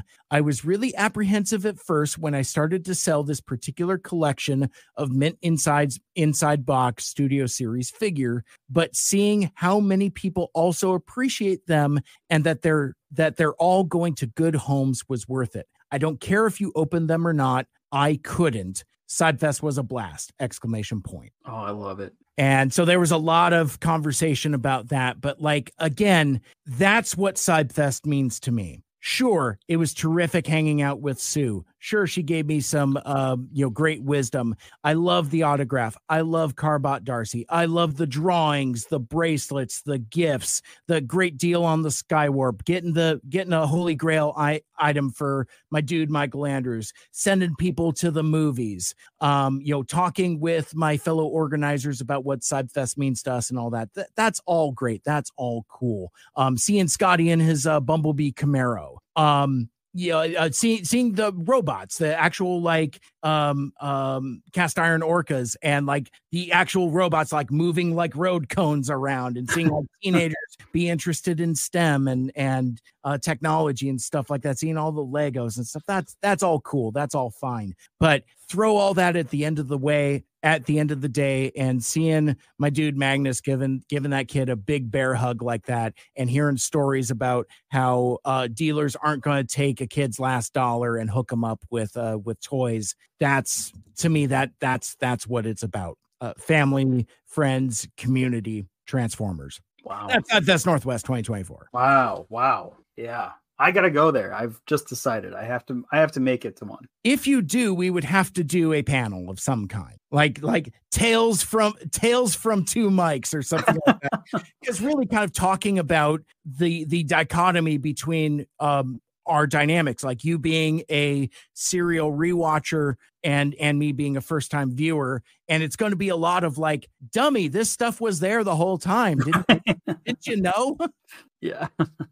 No, that's amazing. I just want to be part of that show. Makes me want to move there. Actually, I want that local vibe. When I see the skyline on the back of the CARBOT DARCY box, there's some inclusivity there that I want a part of. Absolutely. You got the Space Needle. And in fact, I don't have it in hand with me, but Ben Hansen did a exclusive print for CybFest where it's this view. In fact, this is where the package art comes from. This is taken from the print, but basically there's we call it the Ship Canal Bridge, where basically it crosses over Puget Sound, and it's one of the most breathtaking views of the city, but also one of the things that Seattle is known for is traffic. So it's this view of the city, but it's RC and friends stuck in traffic. So it's RC in truck mode. You might see the trailer of a familiar red truck. You might see a familiar little yellow compact, but you see other cars in there as well that aren't identifiable as Transformers. When I first saw that print, I thought it would be, I didn't know. I mean, but there was part of me that thought or assumed that, this is a print year after year, and you just add the robot of the voice that you get for the show. Like, because I was like, they must have a good idea. Dropped in RC when they got Sue Blue. I think that'd be a really funny gimmick. That would be pretty cool. I'll run that by Ben. I think he would kind of like that idea, but the other cars that aren't robots are cars. The organizer team. So it's like, so it's subtle stuff. Ironically enough, for all, and this is all to Mike's canon because we litigated this on a live stream. So my new Honda Accord that we spent hours litigating colors on is canon for an exclusive print for CybFest. It's like, so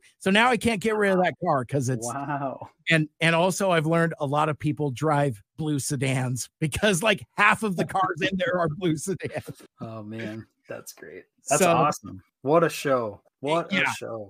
And I'm sure there's all kinds of stuff I'm leaving out, but like, I mean, like there are folks that traveled, like, Apollo came up from Portland. Some of the Swerves folks came up from California. I had some other friends that came from like southern, more South Washington, that's still a couple hours away. And that's what we're seeing in our incremental growth is that like more folks are coming from further away, and it's mind blowing. Like it's heartwarming, but it's also mind blowing. It's like there's going to come a point where we're going to outgrow either our current time frame of being a one-day show, or we're going to outgrow the facility. I don't think we're at either of those places yet, but it's when you are hand printing and badge stuffing over 300 badges for folks, because like I'm tangled up in my headphones, but like basically like this badge has got my name on it, and like everybody who pre-registers gets a lanyard and a badge with your name on it, cool, and a couple raffle tickets inside. So, but anyway, so that's not just something I have just because I'm staff. Like I have a drawer full of these from when I just went as a fan. Cool. So, I mean, it's very labor intensive. Like we were up pretty late Friday night, like stuffing all these badges. And it's just like, oh my gosh, there's so many people. We got to do something different next year. Either that or stop growing. I don't know. Right. But anyway, yeah. So I think that's about all I have about CybFest Northwest 2024. Michael Andrews, any other lingering questions, comments, concerns that we may not have addressed before? I don't think so. I think you scratched the itch of me going to that convention. Now I got to get there in person. That's my next step for sure. But that'll satiate me for another year. I love it. Well, would love to have you. You're always welcome. So if you are watching on the video or listening on this portion of the podcast, we will see you later. Make good choices. But with that being said, Michael Andrews, shall we talk about an episode of Transformers Animated? Well, friends, how have we been doing so far? I'll take a wonderful at 4 o'clock in the afternoon. I love it. Well, it has been an exciting convention for us so far. We're so pleased to have the opportunity to present it for you. I love seeing dealer tables getting emptier and emptier and people's bags getting fuller and fuller. Love seeing that commerce happening. But more than that, I'm just happy to see the joyful smiles as we've been going through. So we are kind of in the last legs of the convention here. You know, the raffle has done its raffle thing. Anybody get anything good in the raffle? Yeah? All right. Oh, you got the Expanse. Awesome. Love it. So we're kind of in the ending phase of the convention. Coming up here shortly, here in the panel room, we will have a special exhibition of the latest trailer for Transformers 1, which I'm sure we are all incredibly excited about, courtesy of our friends over at Ally Global Marketing, and we're glad to be in good partnerships with them and Paramount. As we had some movie posters, and we're going to be doing some giveaways in a little bit as well. And then after that, stick around because it's kind of the what I sometimes call the kind of cool down phase. We do the dealers, the organizers roundtable, where it's going to be your chance to chat with us, the show organizers, tell us what you like, what you didn't like, what we can improve on, and folks that have been coming to CybFest year in and year out have seen that we take your feedback seriously, and we've taken a lot of things and incorporated them into the show. It'd be like, hey, wouldn't it be cool if you guys did t-shirts? Sure, let's do t-shirts. Well, hey, it'd be cool if you guys did buttons. Sure, let's do buttons. So that feedback is as critical for us as it is for folks attending as well. So it's always a fun conversation. And then at 5 o'clock, the dealer room closes and we say goodbye to CybFest Northwest 2024. But before then, you'll have an opportunity to kind of take a last kind of run through the dealer room. Many of the dealers do kind of like fire sale discounts. If you're looking for a dealer room life hack, when I go to make deals with folks, I'm like, you want to go home with that? You want to put that in your car? Put that in a box and put it back in your car. So that's a little tip for me for you there. But I think, is the thing at 4 o'clock or 4:15? 4 o'clock. Oh, very good. Okay, good. I think I've sufficiently vamped enough because I think it is time, my friends. I think it's time to learn a little bit about the new Transformers movie coming from our friends at Paramount, Transformers 1. Do we need to do any other type of presentation or any other synopsis to go with that? I don't know if that's a Ben thing or a Mike thing. I don't know. Or maybe we just roll the trailer. We can go on. Y'all just want the trailer, don't you? Yeah! I'm so hyped. For thousands of years, we have been at war. But before, we were enemies. We were like brothers. You ready? Always ready. Let's punch in. Hey, Hey, watch where you're going. What did you say? It's not like he can transform. Hey, Darkwing. Oh, my finger can transform. Guess which one? Allow me. I appreciate you having my back. No matter what. What is that? Sending location coordinates. We're under attack! It's an SOS message from the surface. Fantastic. It's time to show them we are more than meets the eye. A cave with teeth. Nothing scary about that. Holy Primus. I see strength in you. Take these and access your full potential.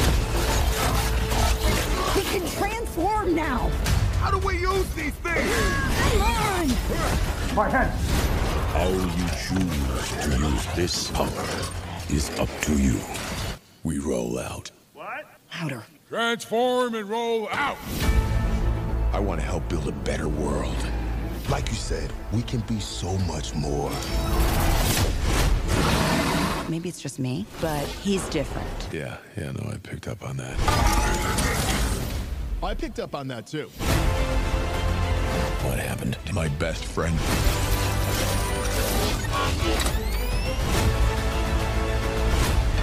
Burn it down! All of it! We have to stop him. We could have built the future together. I don't think so.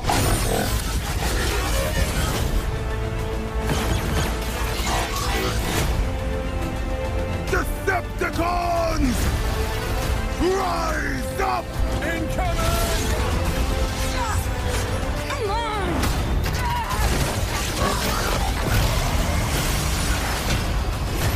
Awesome! That's what I'm talking about. Now is the time for us to stand up. Together. As one.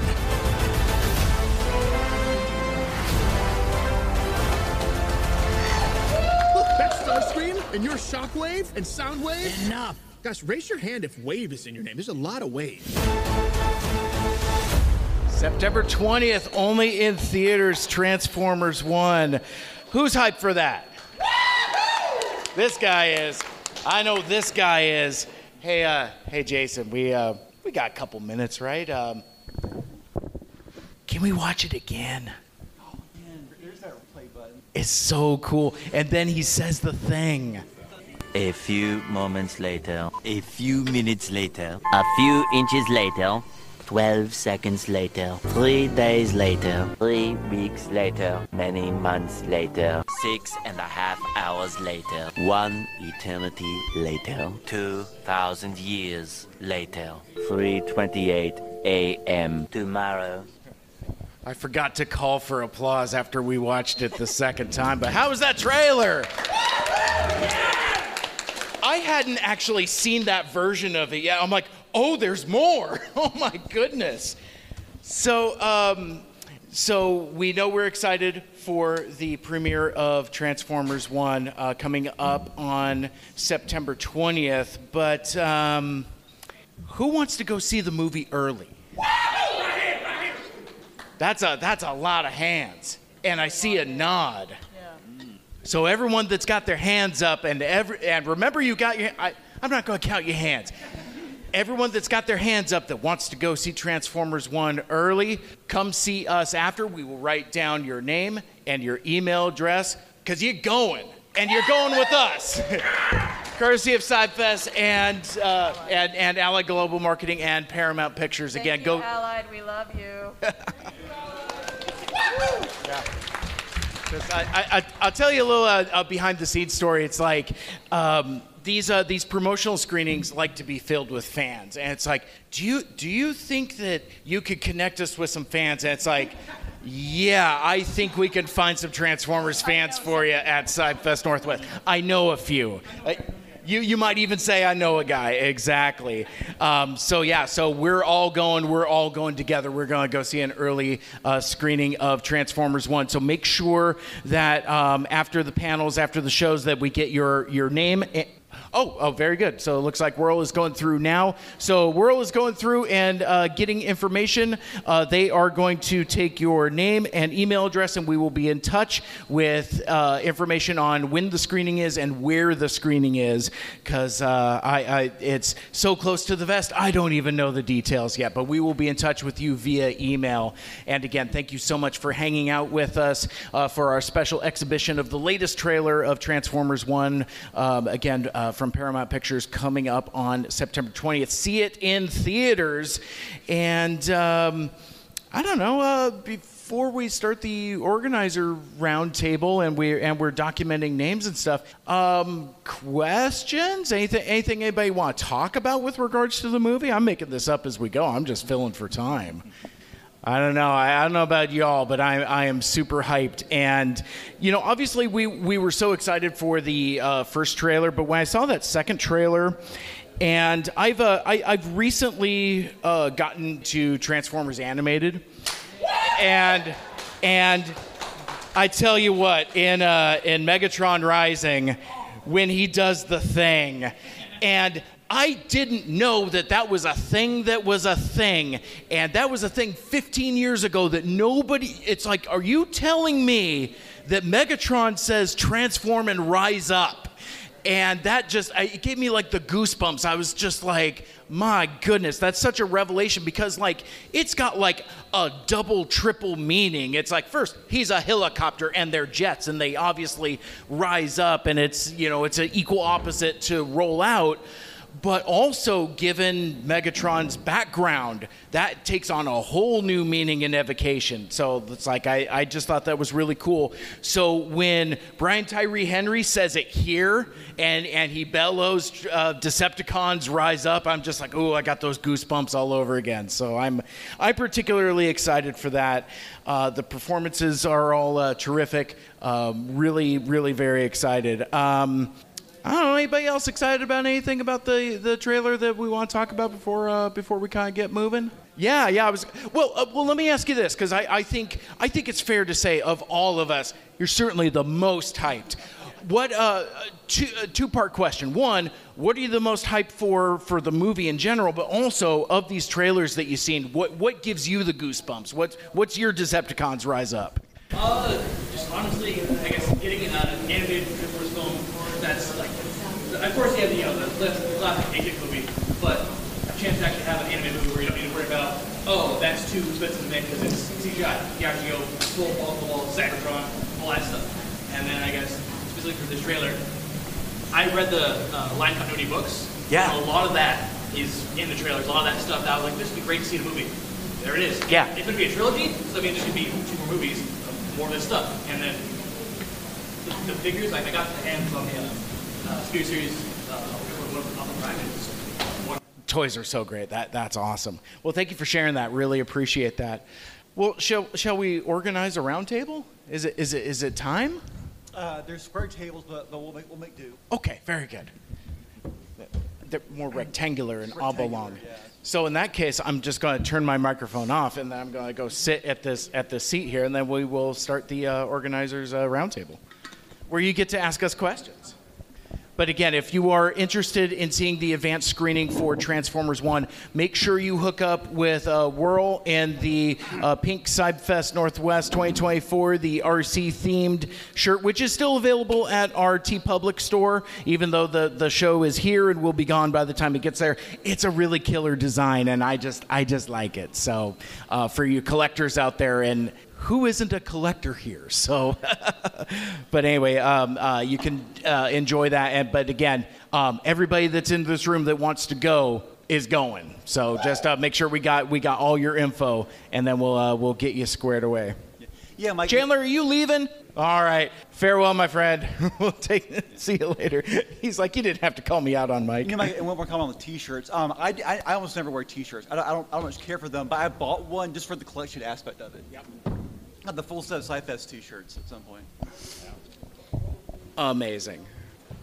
I like how this kind of became like an accidental segue, sort of. Yeah. There you go. Yeah, there we go. All right, so any questions or feedback on the show? Comments? So what did everybody think about the dealer room this year? Lukewarm response?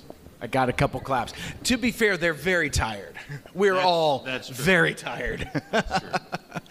But I'm sorry, I think generally we kind of like jump in face first and start asking questions. Let's do a little bit of introductions. You've heard from me the most, but my name is Mike Seibert. I am the media coordinator for CybFest Northwest. I also host a couple podcasts you might be familiar with.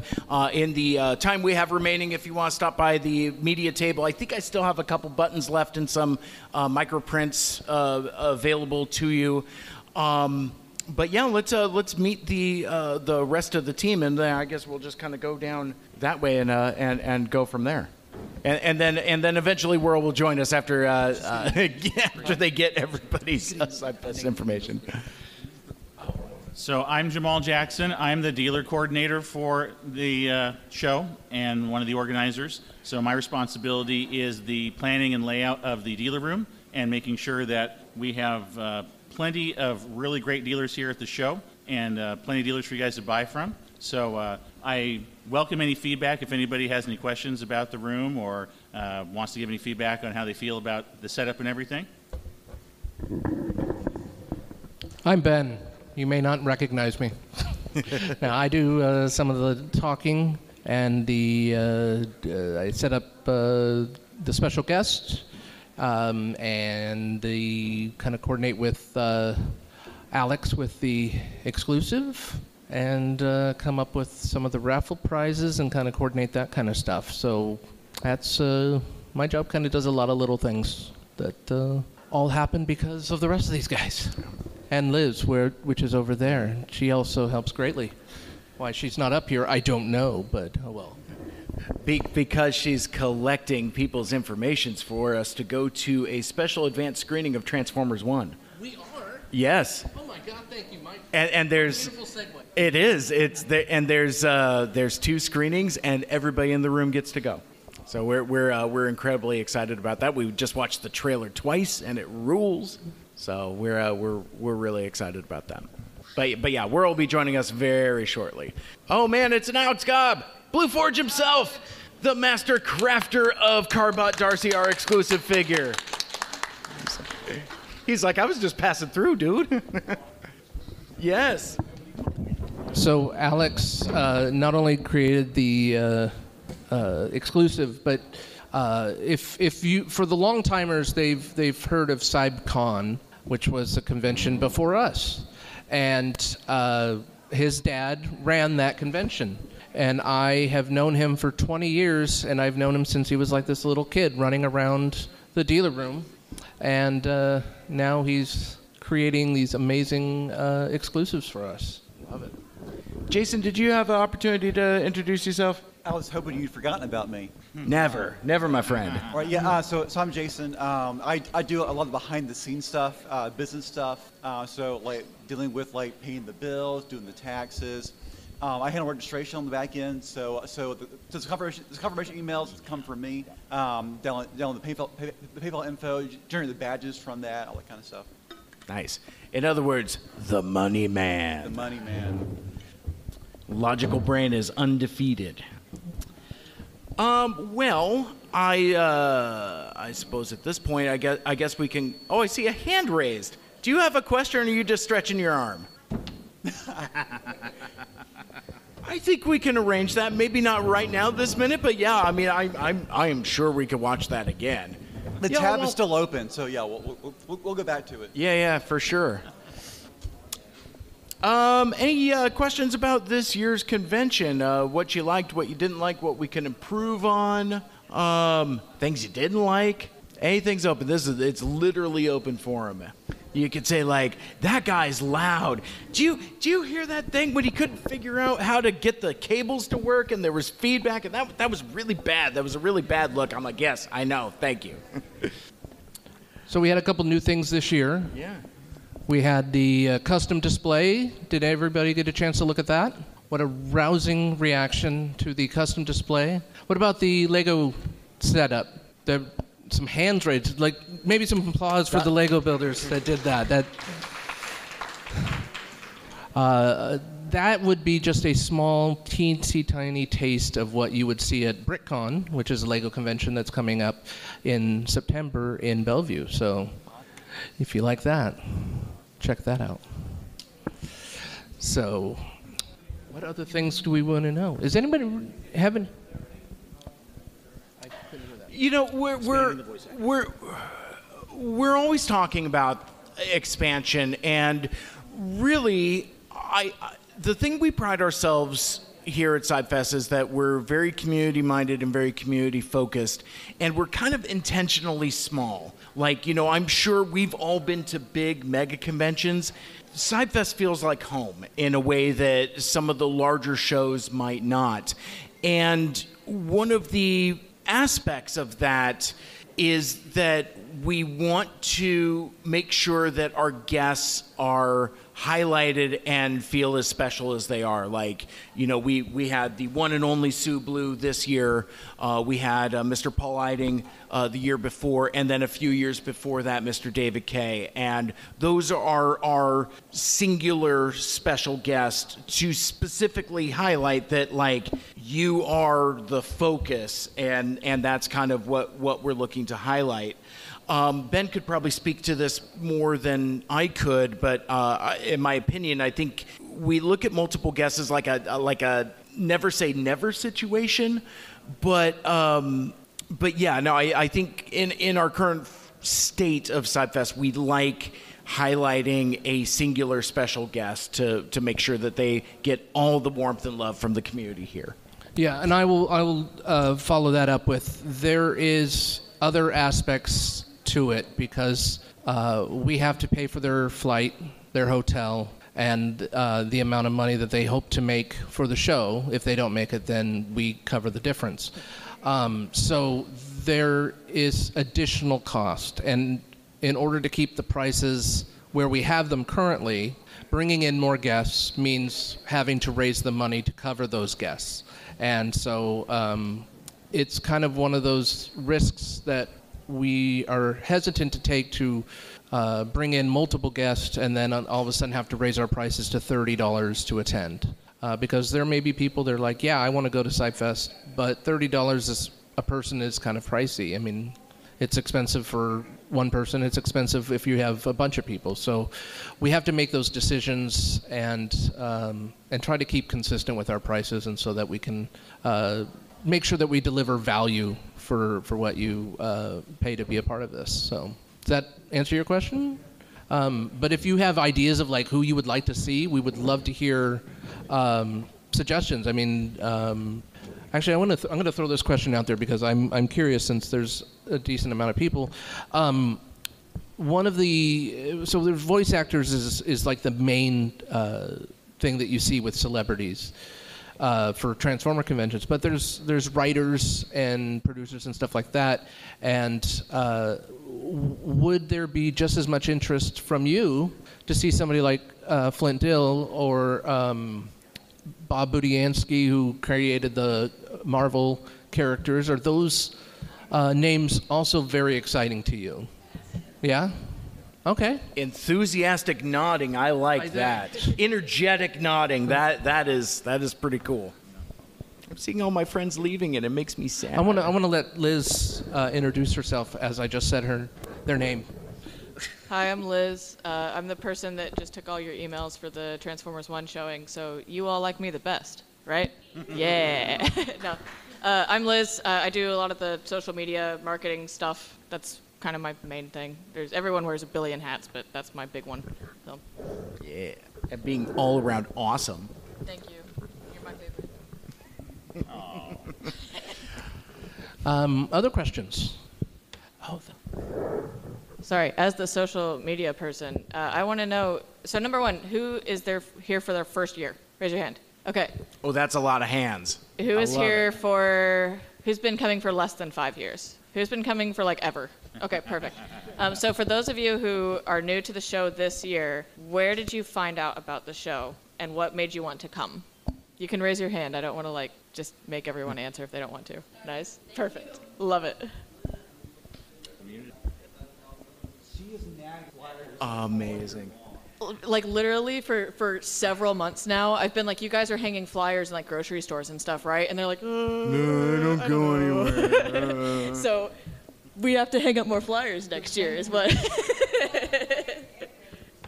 So you can thank Mike because he's specifically the one that hung up that flyer. Amazing. Well, thank you. All it takes is one, I guess. Well, and I also, while we're shouting out our friends that they're doing lots of outreach, shout out to Perceptor for putting up a lot of flyers as well. So if you didn't see my flyer in the Fred Meyer, you probably saw Perceptor's flyers all over the place because they've been really doing the work for us. Everywhere. Just like they put them on like trails and stuff too. I was like, okay, cool. Not in a littering sort of way. Right. No, on the like bulletin boards. Yeah. I will say too, we have what we call the CybFest Northwest Street Team, which is people who are super excited about CybFest and they want to do stuff like that. We go to events, they hand out flyers, things like that. It's on Facebook. You can search it up. I post about it, and also the CybFest Northwest discussion group, which you should also join. Again, I'm the socials person, so I have to say all these things. But moving on from the flyers, because I know they're all going to get mad at me. Yeah. Perfect. There you go. Thank you, Jason. Who else had their first year? How did you guys find out about the show? Oh my gosh, that's awesome. Nice. Can I ask who your friend is? I love Yumi. Yumi's my friend too. So I came to CybFest as a fan 11 years ago, and Yumi's was the first booth I saw, and I was super nervous because I had never been to a Transformers convention before, and like immediately it was like this bright, glowing, beautiful, amazing beacon of like, oh my god, I found home. So that is super exciting. I'll have to thank you for coming and cosplaying. That's awesome. She is, yeah. Transformers isn't even like her main bread and butter anymore, and she still comes every single year. So I greatly appreciate that. Anybody else had their first year this year? Can I call on you and ask you how you found out about the show? Your dad is what? Oh, your dad is Perceptor? That's a good reason. I can see the resemblance. Tell your dad we said thank you for all the stuff that he's done, and also thank you. Okay. Percy, if you can hear us, we love you. That's a good reason. That's a good way to find out about the show, yeah. Awesome. Well, thank you guys so much. I'm going to give Meta his microphone back. Yeah, so I mean, so much of CybFest growth comes from word of mouth as well as the social media stuff and the podcast that we've done and other exposure that we've gotten. So we can do what we can.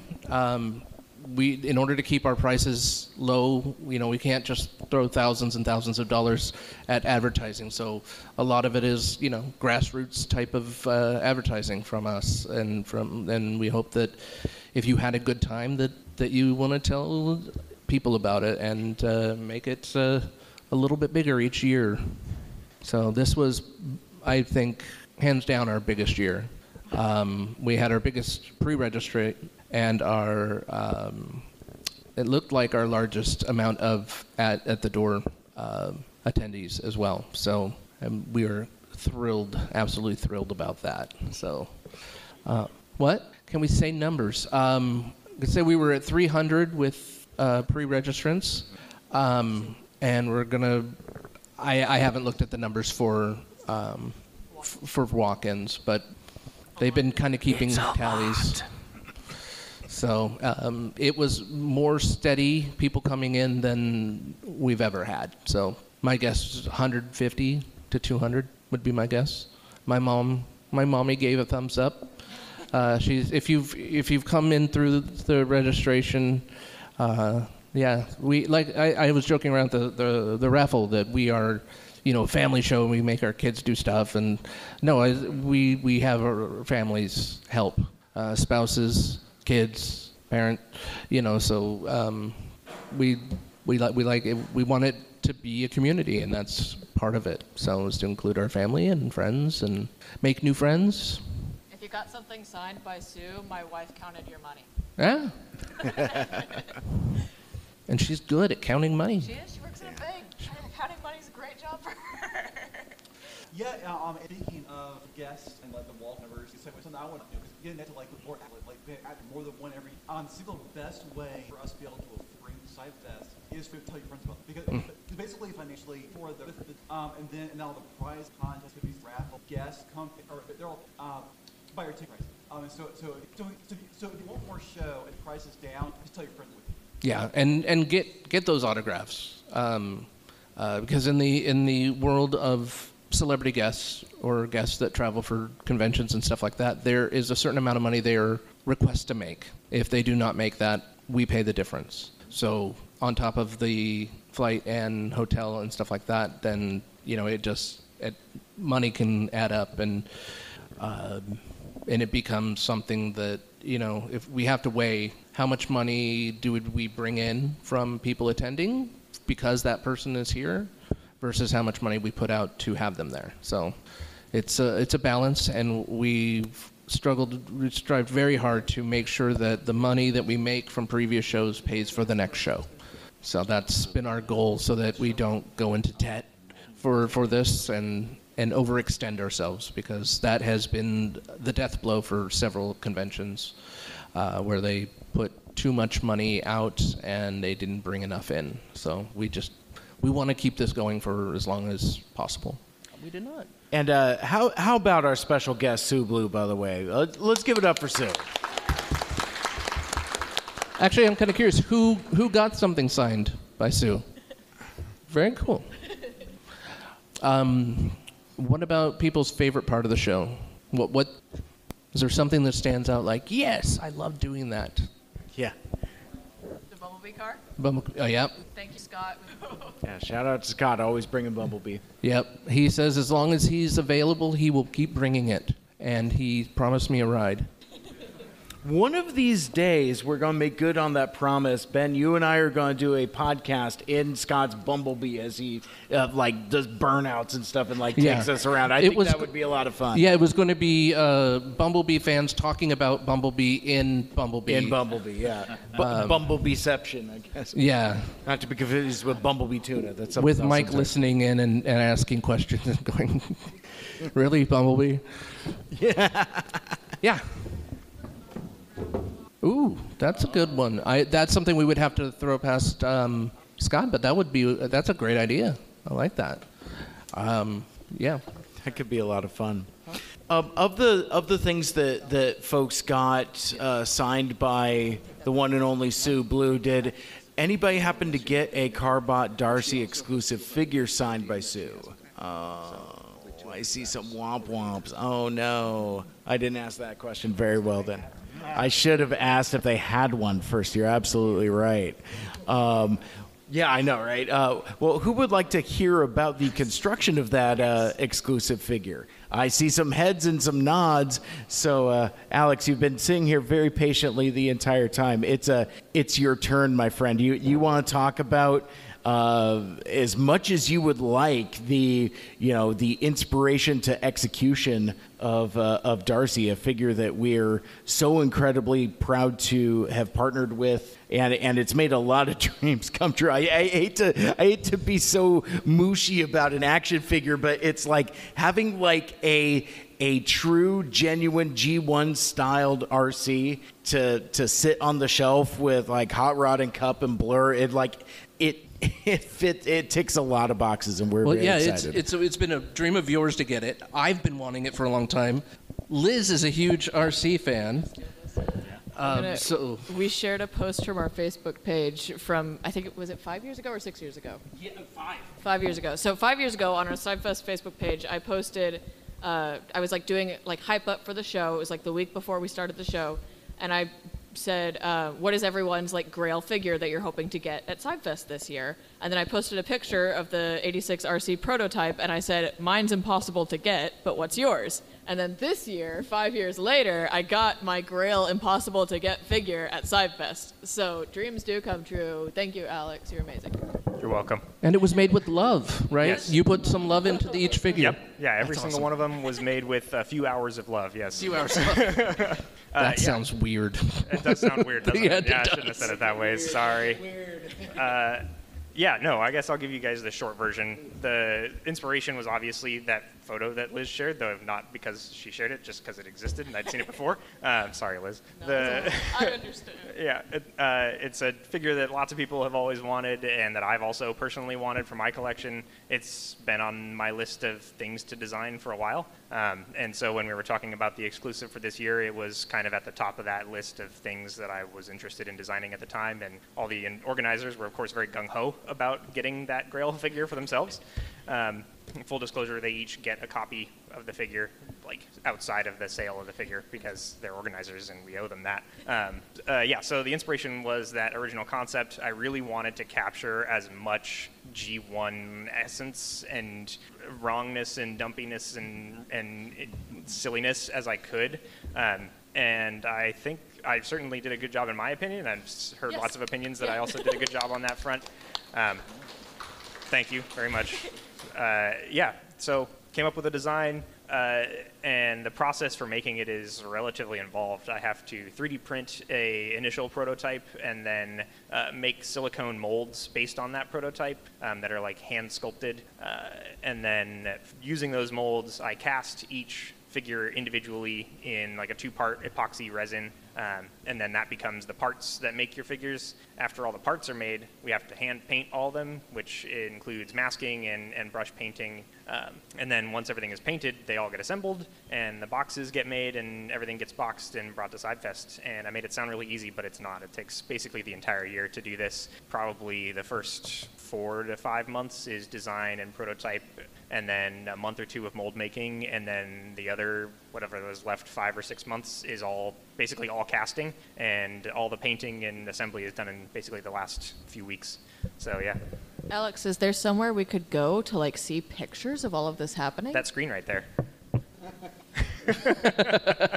Yeah, I planned that. That screen right there is, I believe, showing the Facebook post on my Blue Forge Facebook page, kind of giving you that synopsis of the process. For anyone who's particularly interested, I also have the molds at my booth that I can show off if you want to see, as well as a bunch of prototypes and other stuff too. Yeah, that's the basics. It should be said that he did not know we were having Sue Blue. Yeah, no, I didn't know. He pitched this idea. We had already had like our short list of people we would love to get.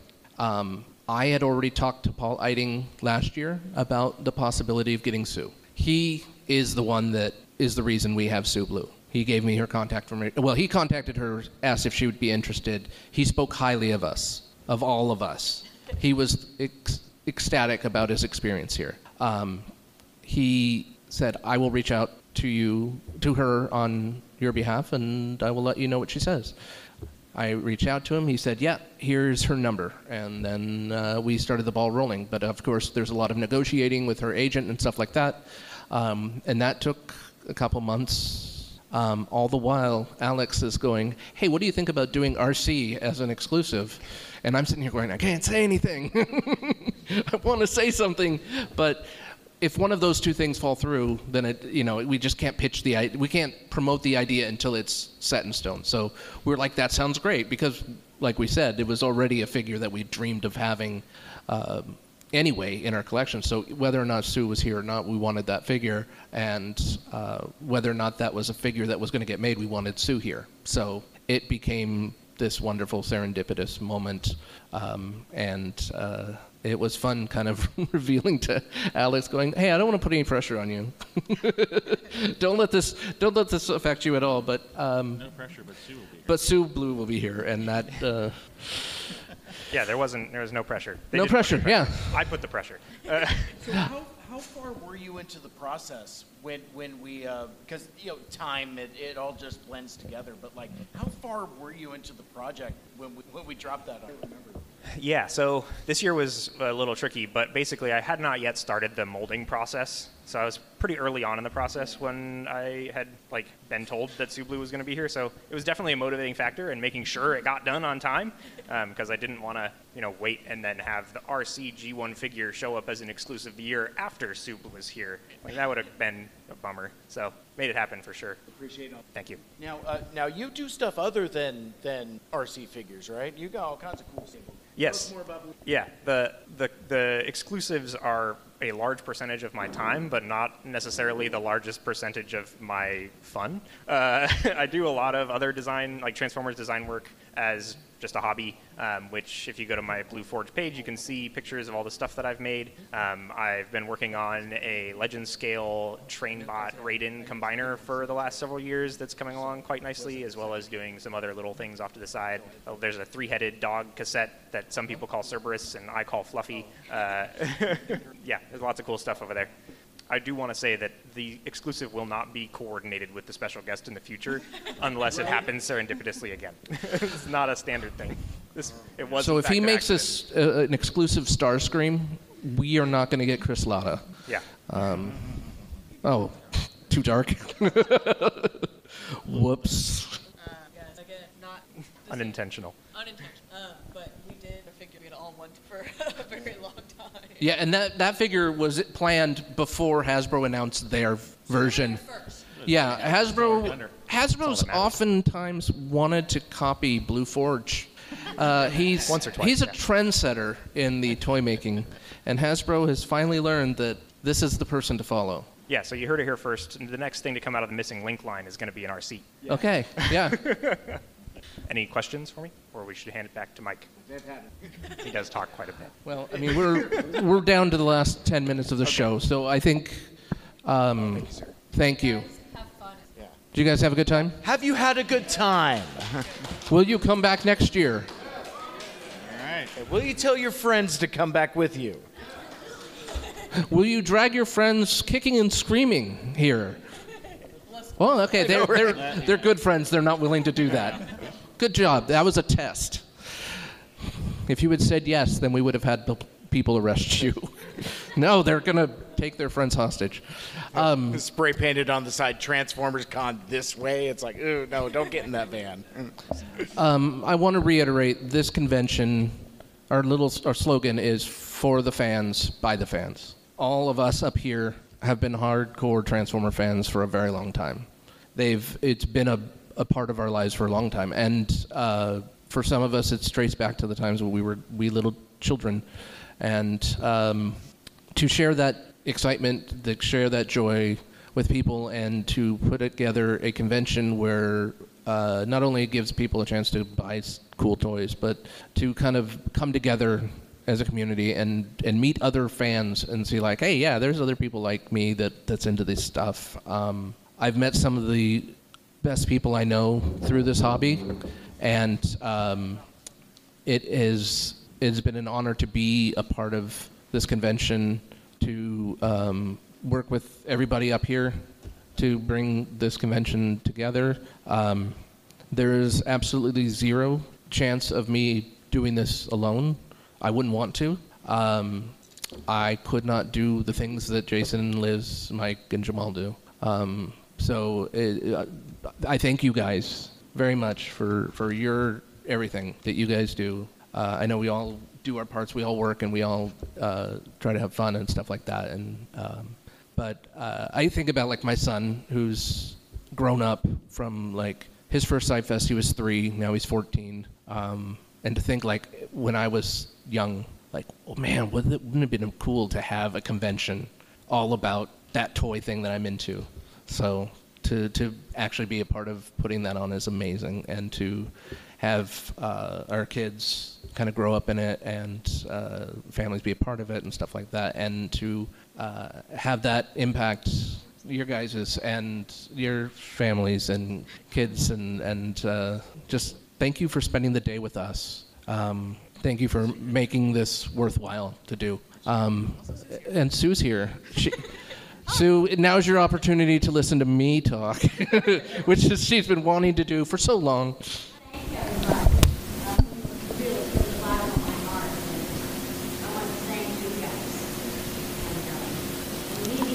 She's leaving. Yes. And I have to say, when we come, we had a list of special guests that we started, like dream guest list. Sue's name was always in the top of that list, and always up there. And it's been, every time we get a special guest, it's awe-inspiring to think that like they're going to be a part of this with us, and I thank you. So beautifully done. Oh, good. It's been an honor. Okay. And with that, thank you so much for coming out to CybFest Northwest 2024. We will see you next year. And until next time, you have 8 minutes to buy more stuff. Yeah, exactly. Thank you. Travel safe. Mike Seibert Radio is recorded in Seattle, Washington. Our original theme song is written and performed by Lucia Fasano. Get her music on all streaming platforms like Spotify and Apple Music, and check out her Instagram at Lucia_Fasano.